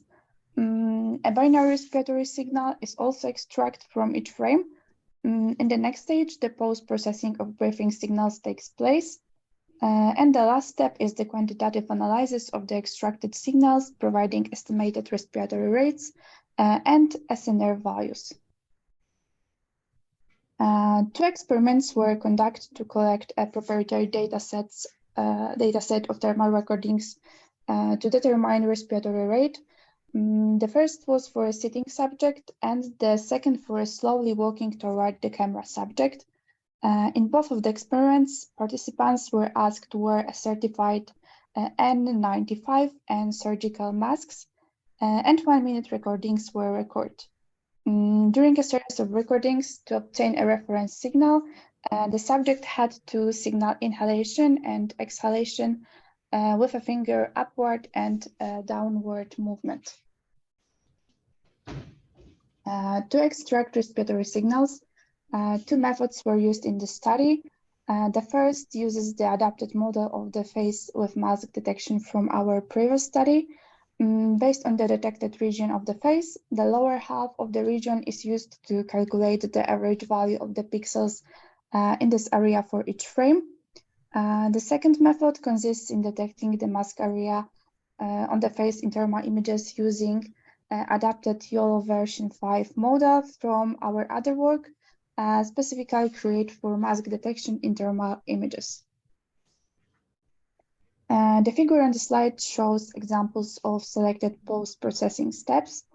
The main steps of this part were, among others, baseline removal, noise peaks, identification and smoothing, low amplitude changes amplification, and inversion of the values of each signals. In the part of quantitative analysis, we calculate the SNR values for each raw extracted respiratory signal and estimated respiratory rates as breaths per minute.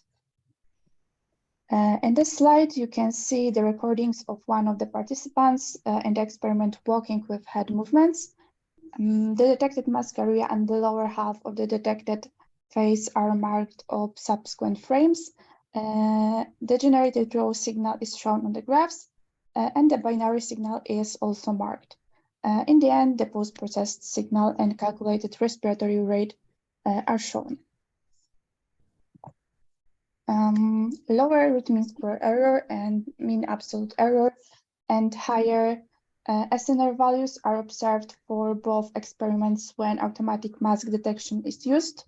The difference in the values of the obtained metrics is also visible for walking and sitting subject without head movements. Results for walking conditions are less accurate. The factors that affect the obtained results are probably the distance from the camera and the image quality. We have shown that YOLO-based facial mask detection in thermal images allows extracting the respiratory signals with a higher value of signals to noise ratio and reduces respiratory rate estimation error in all analyzed scenarios. And that's all. Thank you very much.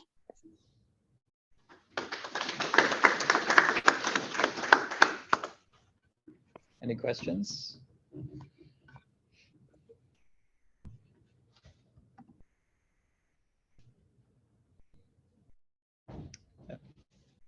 Lucia, you have your hand up. Have you got a question? Yes, hello, thank you very much. Thank you very much for your presentation, really interesting study. I wanted to ask if you are planning to perform additional experiments in other scenarios, maybe in some, I don't know, like with patients or like during different activities, maybe when there are like different reflections in the back.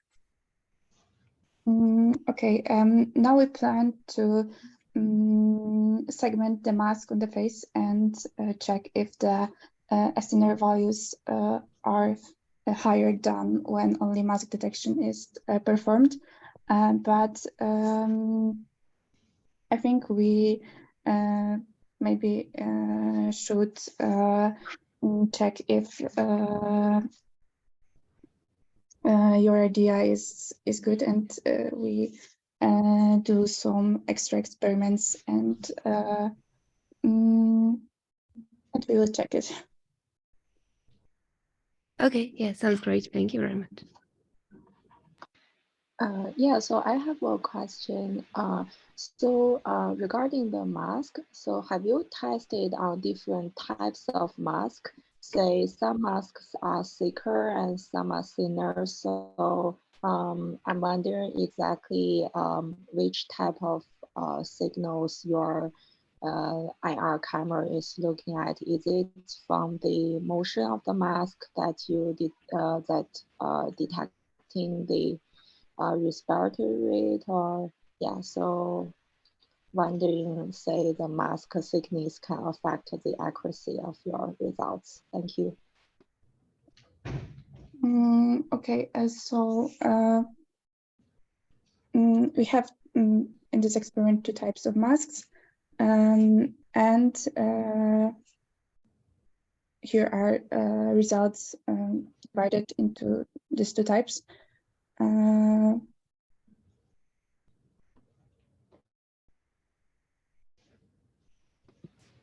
Okay, got it. Thank you. So it did show some accuracy difference based on different Yes. masks. Okay. Thank you very much.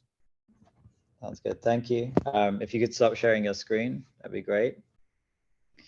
And then, Wenjing, do you want to? Will you be presenting the next?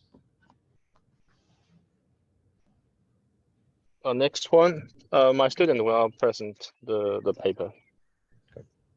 Yeah. Huaijing Shu. Okay. Can you hear me? Yep, we can hear you. Yes. Please carry on. Yeah. Thanks. Because microphone of my computer doesn't work.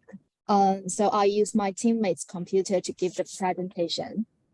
It's a pleasure to be here with you today. I'm Shu Haiji. My presentation is divided into 4 parts. So first, I'm going to talk about the introduction. Why did we do this study? Height and weight are important anthropometric parameters for newborns. They're used in treatment decision, assessment of nutritional status. However, traditional measurement is by manual.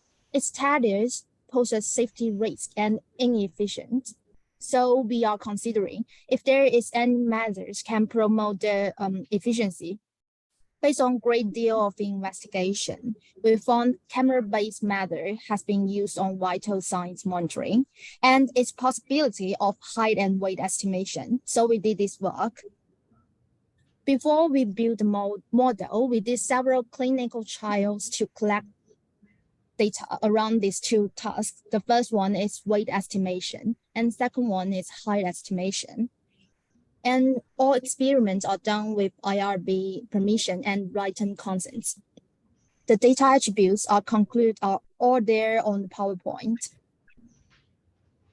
This is a snapshot of 200 newborns in our clinical data set.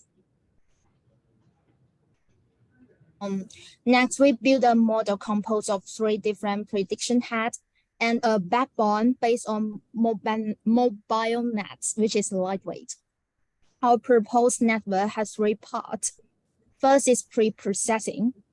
The video will split into frames and resample to 224 plus 224 pixels. Then use UV7 and detection 2 to do instant segmentation to give the mask. And the pixels outside mask contour are set to 0 to attenuate the background. The second part is feature extraction. It's done by mobile nets. And the final part is height and weight estimation. The first prediction had used a network to extract height estimation feature. And we use the relationship between height weight to estimate the weight value. And the second one, we used 2 different networks to get height and weight deep feature respectively. The last one, we use a network to do multitask and predict height and weight value at the same time. We also did several experiments to validate our model. First, we compared 3 famous networks with ours. We found that our network has similar performance with others. We can see the MAE and MAPE values. But we choose the mobile net V2 because the parameter of it is the least. So we validate the processing of background. The results show that the data without background has better performance. We can see the table, the darker the color, the results are better. And finally, we test the performance and stability of our 3 prediction head. The table showed the result, and we discussed this stability of these 3 prediction heads. The multitask network has better stability. We visualize the feature map. And the third one is the multitask mobile net. We can see the feature map is quite focused on the body of the infant.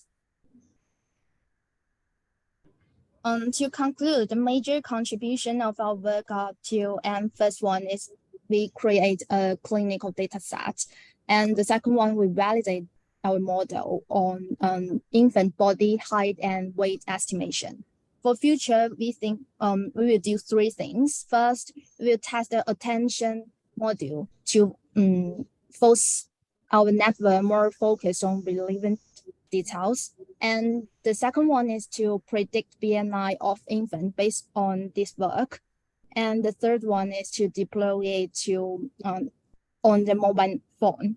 So that's the end of the presentation. Thank you for your attention.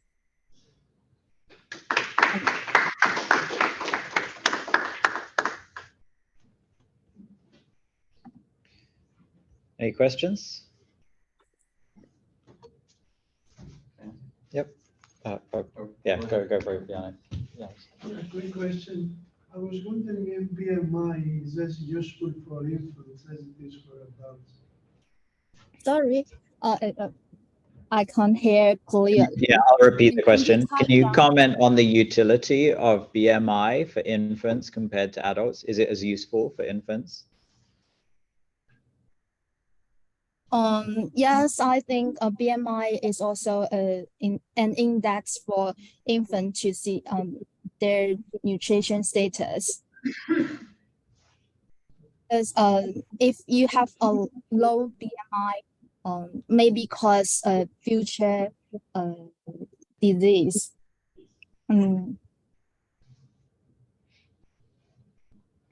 Yep. I was going to ask, how strict were the conditions on the pose and distance for your pictures of the baby? Like how versatile would it be in terms of just any old person taking a snapshot in the birth clinic? Just to repeat that, how much restriction was there on the pose and position of the baby in the picture, and how amenable would it be for translation to a clinic where someone's taking a picture, maybe not following instructions? Because our network focus on the whole body. So if the infant's body is in the picture, I think the pose is can be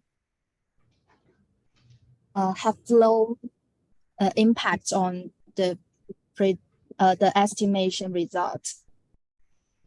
Because in our training data sets, we have a different pose infants. We have used different pose infants to train our network. Sounds good. If you could stop sharing your screen and then the next presenter could share. Yeah, in the meantime, I have a quick question. So in both this talk and the previous one about BMI, you just use 2D image, but there's some work where people basically try to infer a 3D representation as an intermediate step before making the BMI measurement. Did you consider that type of approach?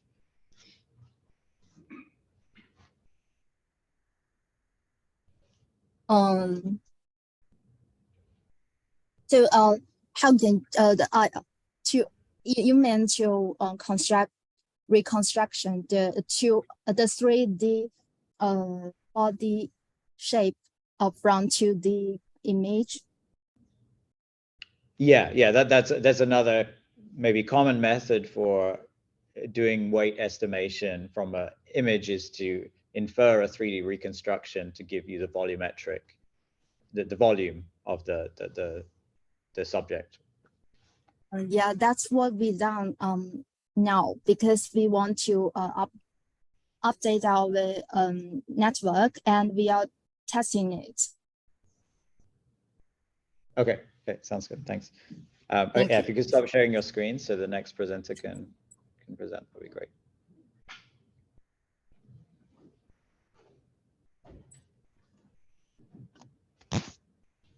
Hello, can you hear me? Yep. Yep.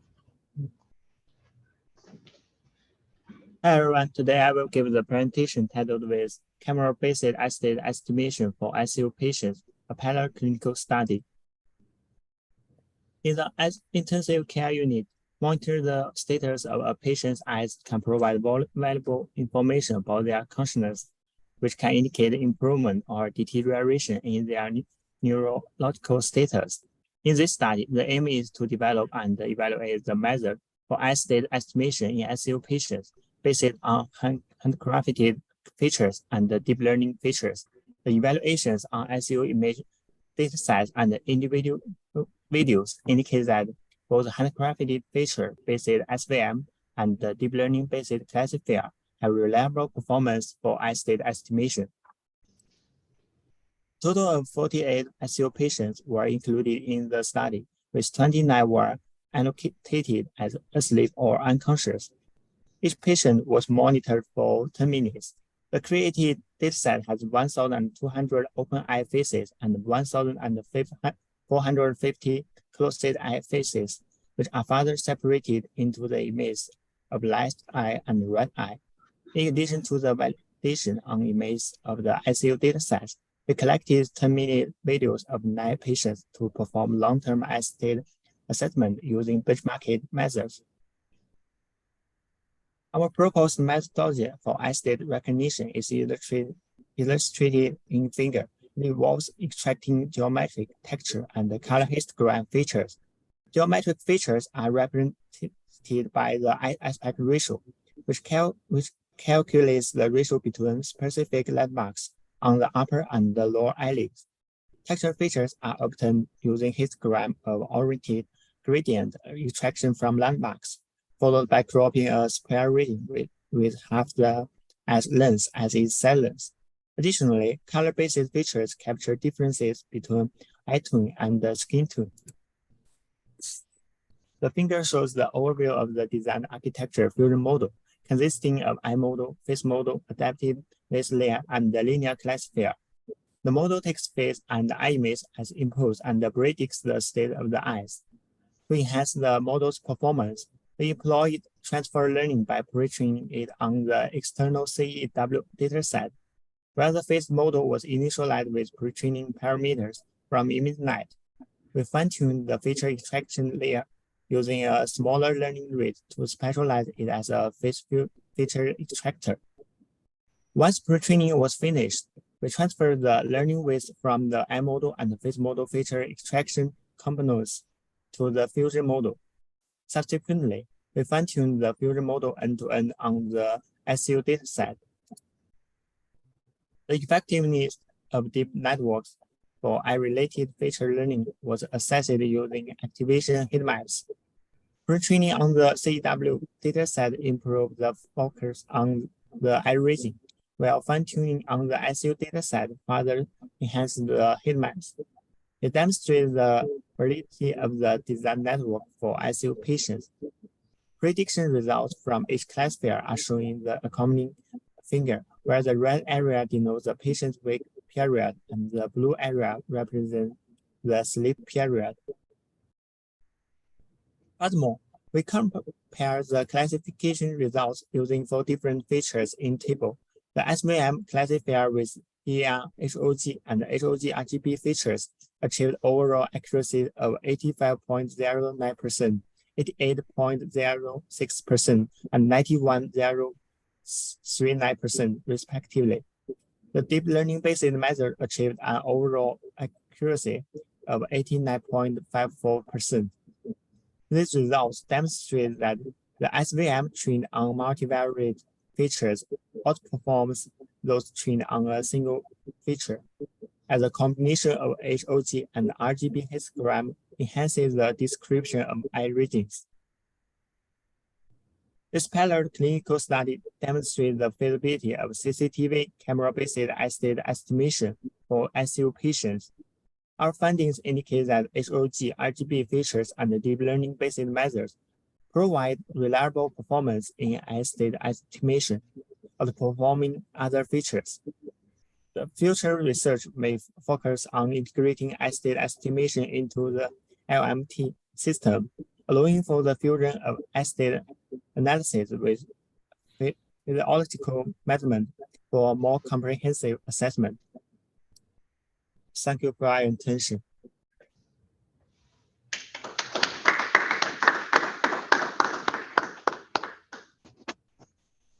Any questions? Hello. Yeah. Yeah, I have a question. So your classifier, when your classifier classify sleep versus awake, say how you go to do with the transition stage, say so there's some say transition stage like drowsiness in between is maybe not classified as sleep or is not awake. So how you are dealing with this regarding, say, labeling your data set and in your classifier? Yes, it's a problem. So in my data set, I route every 5 seconds as a label.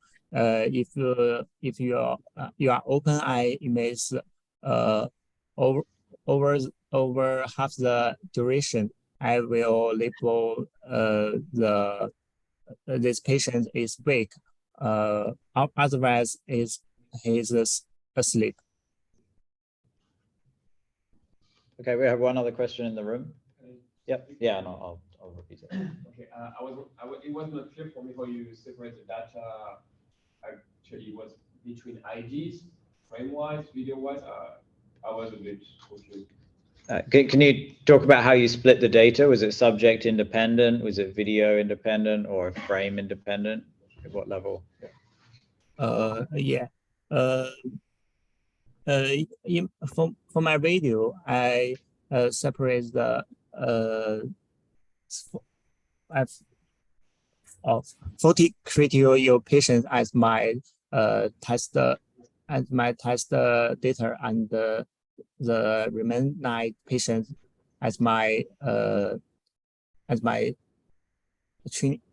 test data. Okay. Yes. So leave one subject out. Yes. Is that correct? Yeah. Cool. Thank you. Okay, we're going to move to the next presentation.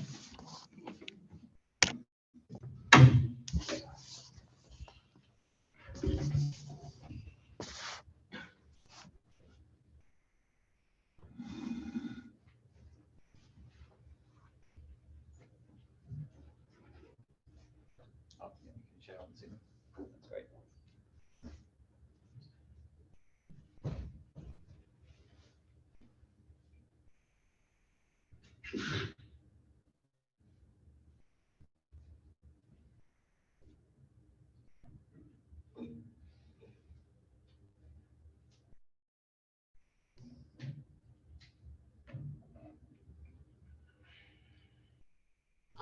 It's my honor to be here by giving the presentation of our paper, Remote Mass Spatial Temperature Screening in Varying Ambient Temperature and the Distances.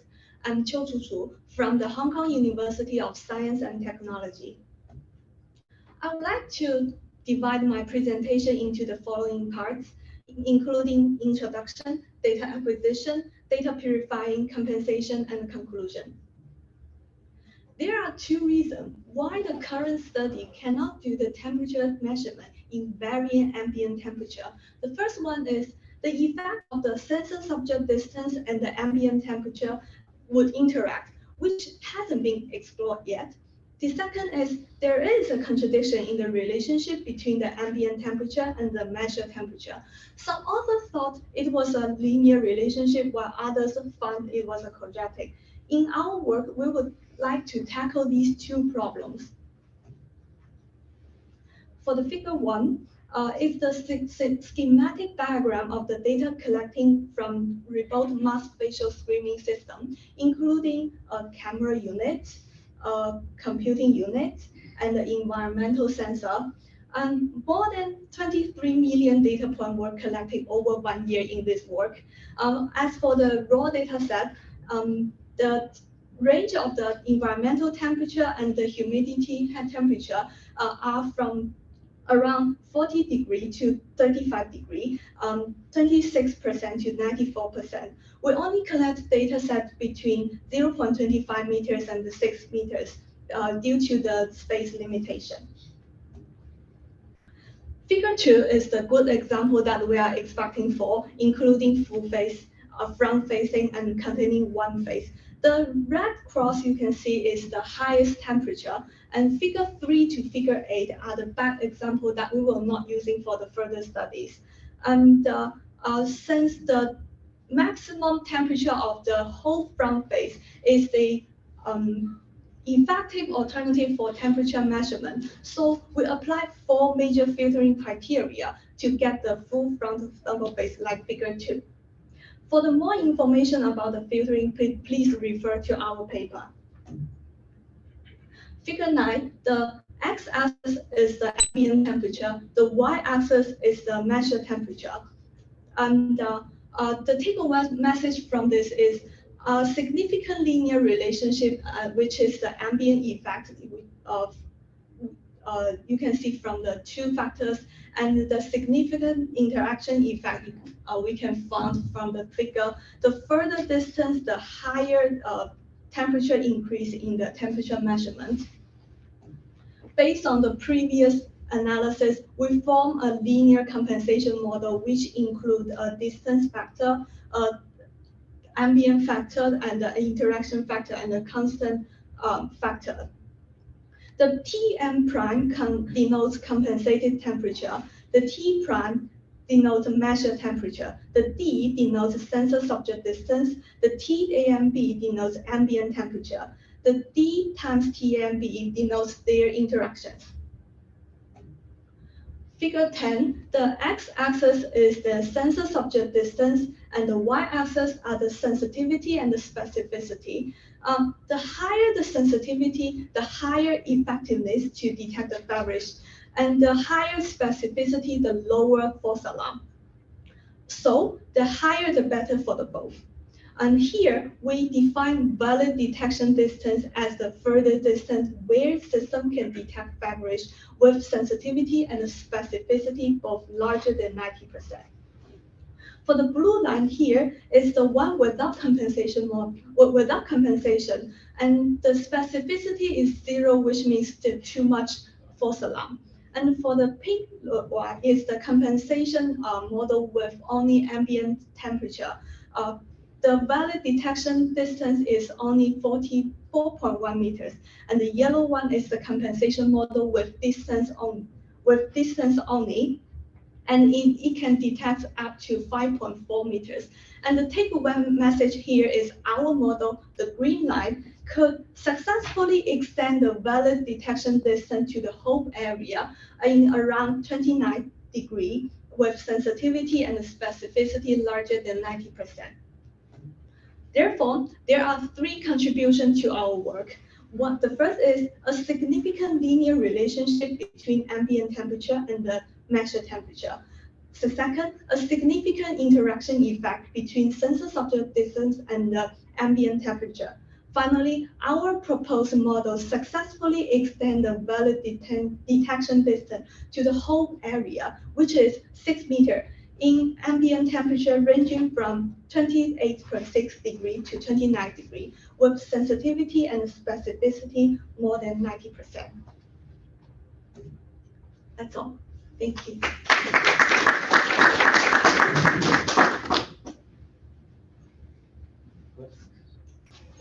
Sorry, I have a question. I'm not at all an expert with the thermal cameras. I understood that thermal cameras do compute so the infrared lights, and so there are actually already models that try to take into account the temperature of the room and the humidity in order to achieve the most honest temperature. So I guess your experiments are proper to the type of camera you use, because all the manufacturers, they have another model that sometimes they don't even actually, they still hiding the model inside, and it depends on the everything, all the parameters plus the lens and sort of things, right? Do you mean that the model cannot generalize to other conditions? I just wonder if it's actually the model that you test is just proper to your camera, which is actually a default of the manufacturer, while eventually other cameras actually already compensate for this sort of thing, because they actually already record the temperature of the room and the humidity. Yeah. Thank you for your question. Actually, for to detect this fabrics, we could set the threshold, and for the Hong Kong health protection, the threshold is 35.5 degrees, and with the flare A3 315 camera, and we have a control experiment to make a comparison between these two.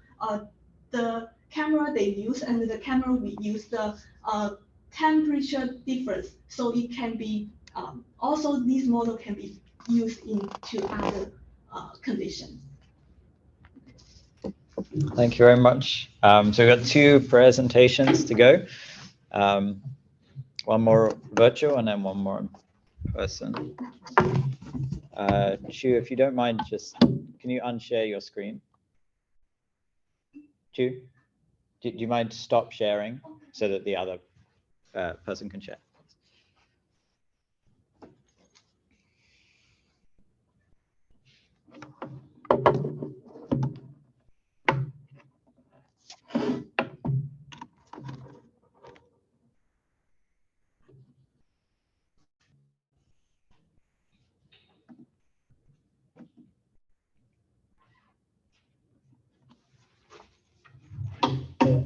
Can you hear me?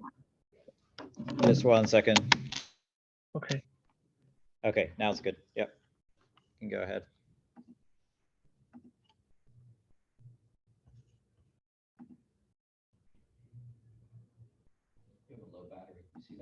Yeah. Thanks. Yeah, you can go ahead and present, Chuta.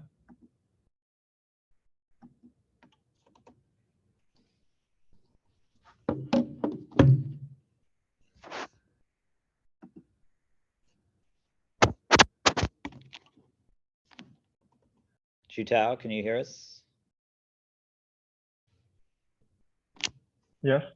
Can someone else confirm if you can hear us in the room that's online? Yes. Yeah, we can hear. Wenjing or user? Yeah, we can hear. It's very clear. So you can start, Shutao. Okay, sure.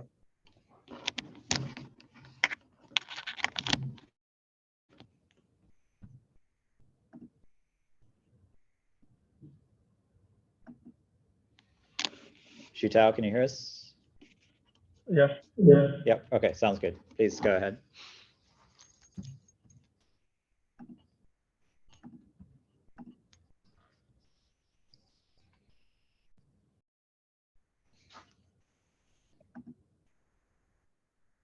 Please go ahead. Can you hear it? Are you speaking? Yeah. Yes. Okay, please. Yeah, please present. I don't prepare now. Current RPPG extraction methods have shown great performance under normal light conditions, including the conventional and deep learning-based methods. However, when facing with varying illuminations, the performance degrades significantly. As we can see from the right side, here we're showing the root mean square error between the predicted heart rate and the ground truth heart rate under 3 different illumination conditions. To solve this problem, let's revisit the dichromatic model, which the received images can be decomposed into illumination map times the summation of the specular reflection and diffuse reflection. We want to extract RPPG-related signal from the illumination map. This idea is consistent with the Retinex theory-based image enhancement model. However, the image enhancement model cannot be directly used and need to be fine-tuned for the task of RPPG extraction. Here is the proposed framework. Given the raw images, we first pass it through the image enhancement model to recover the RPPG-related signals, and then we feed it into the RPPG extraction model to output the RPPG signal. During this process, the RPPG extraction model has been pre-trained on other datasets, so we just freeze it and then fine-tune the parameters of the image enhancement model. And on the bottom is the detailed structure of the proposed framework. To test the performance of the proposed framework, we conduct some experiments. Here we used BH-RPPG dataset, which includes low and high illumination conditions. And also we further tested with our own collected dataset. And we used two-fold cross-validation to calculate the final matrix, which includes MAE, RMSE, and Pearson correlation between the ground truth heart rate and the predicted heart rate. Here, the RPPG extraction model, we used FaceNet, which is showing great performance among all the deep learning-based models. And for the image enhancement, we selected the self-calibration illumination model. Here is the result. On the top left is the result for the low illumination condition in BH-RPPG dataset. We use the FaceNet pre-trained on UBFC dataset as the baseline and showing in the first row. As we can see from here, the image enhancement plus the FaceNet achieve the best performance among all the methods.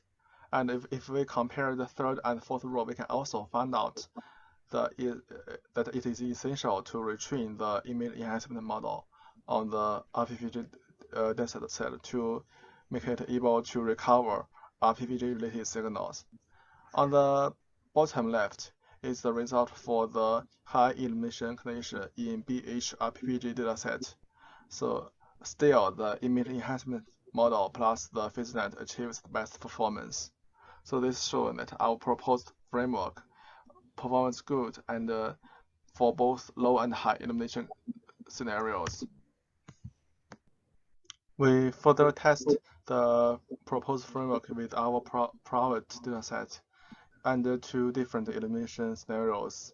As we can see from here, the image enhancement model plus the FaceNet also achieve the best performance, which shows the generalization capacity of the proposed framework. In conclusion, the proposed image enhancement model plus the RPPG extraction model provides a solution to the problems faced by the RPPG extraction model under different illumination conditions. Future work will include the test of the generalization capacity of the proposed framework and using different deep learning-based RPPG models, and also the conventional analytical RPPG method. We will also further test the performance using other datasets.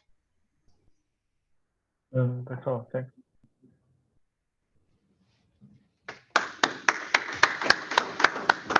Thanks very much, Shutao. Any questions in the room or online?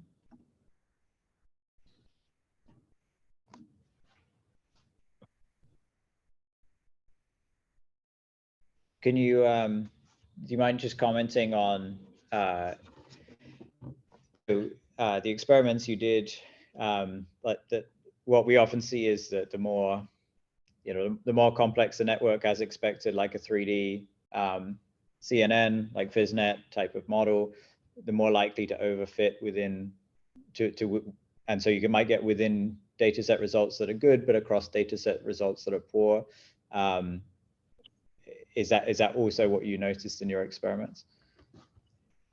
Yes, so this is one of the direction we want to continue to work on to further test the framework and different data set to see the generalization capacity of the proposed framework. This is our future working direction. Thanks. And then if the final presenter could come up. Yeah, sorry. The final speaker is my colleague. He's having some internet problem, and I will play his pre-recorded videos. Okay. And for questions, yeah, please let me know, and I will relate the question to him, and we will get back as soon as possible. That sounds fine. Yeah, if you could bring up the video, that'd be great.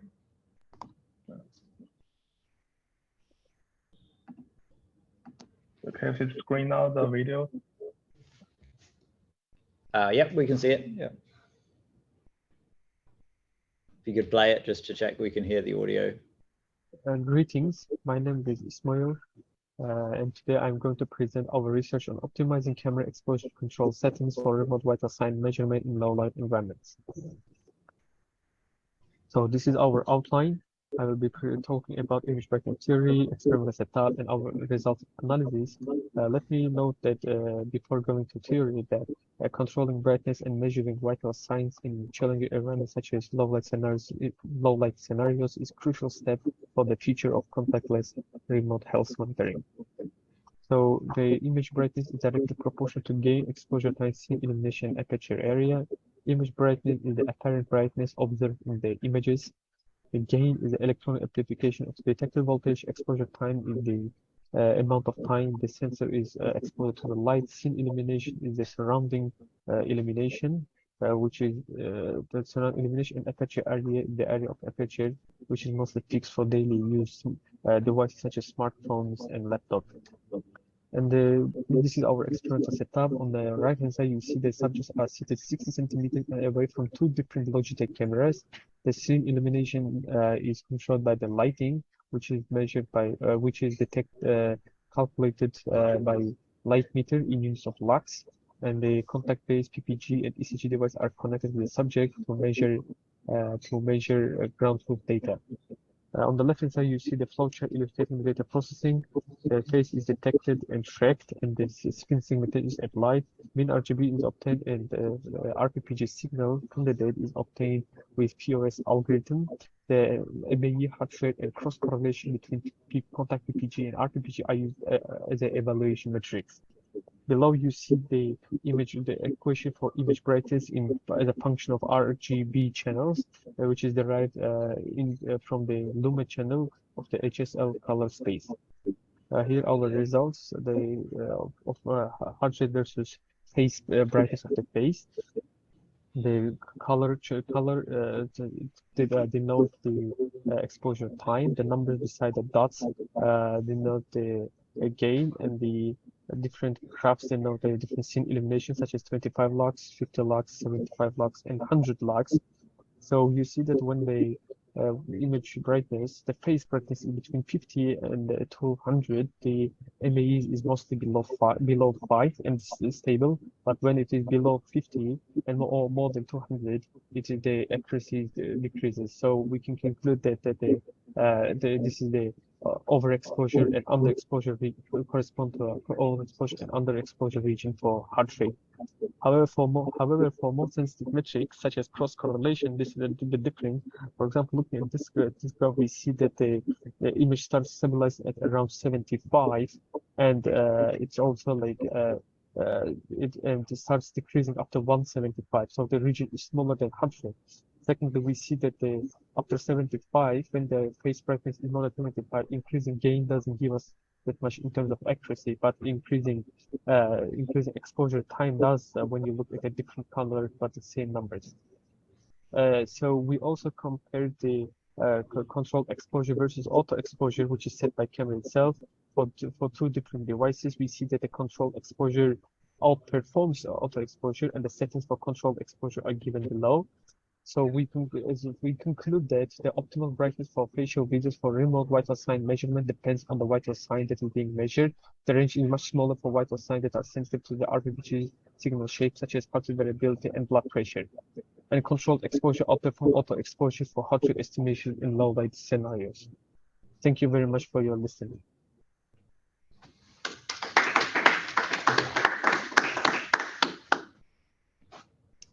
Any questions for the speaker?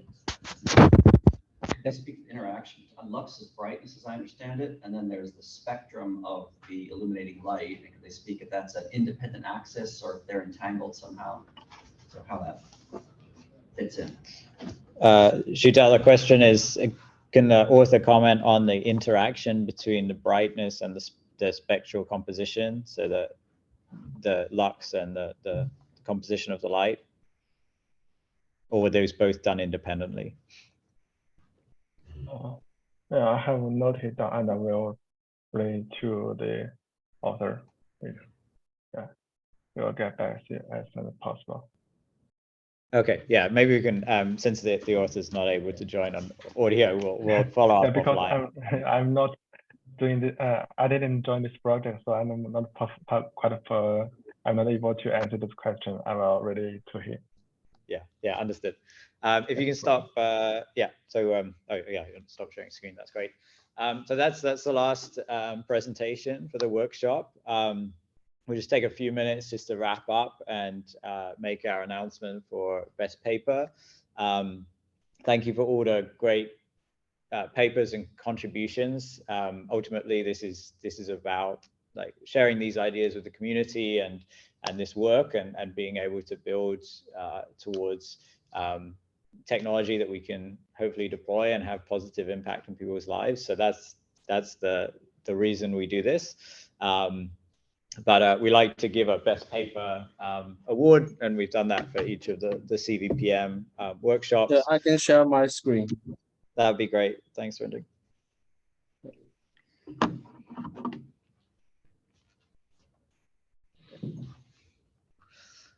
Wenjing, do you want to make the announcement? Yeah, you can do that. You're on site. It's okay. No problem.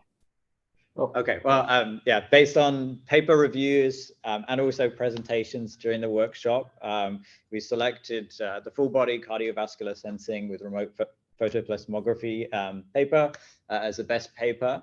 And then we wanted to give an honorable mention to the deep learning enabled sleep staging work, which we thought was a very impressive example of multimodal analysis. So using a camera but deriving many signals for making inference.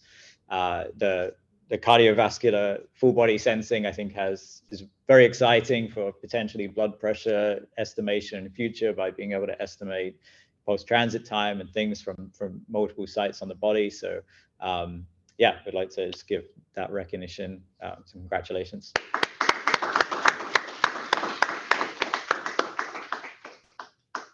Thanks to everyone who joined online and in the room. I appreciate your patience with all the technical stuff. This is my first time doing a sort of hybrid workshop like this. That's certainly not trivial. So really appreciate your patience. And we also look forward to the next CVPM.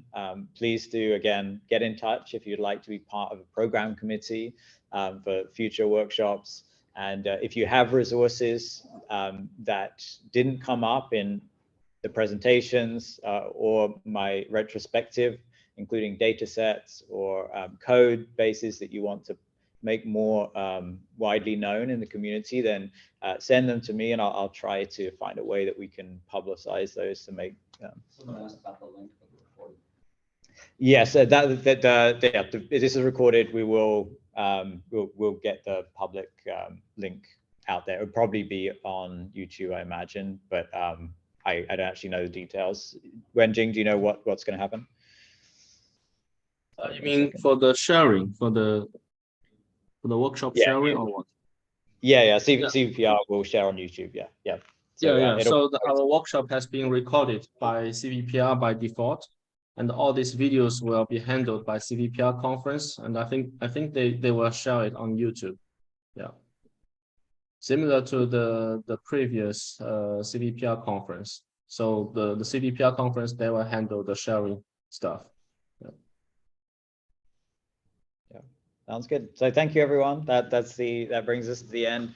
Yeah, Wenjing, did you want to say any final words, or what was that? No, it's good. It's just to mention one thing for the best paper award. It will be mentioned on our CVPM website, so you can refer to our website in the future, like in your CV or any other places. Yeah, thanks a lot. Sorry, we don't have paper certificates. Yeah. Thanks. Yeah, great. Thanks. Massive corporate scholarship.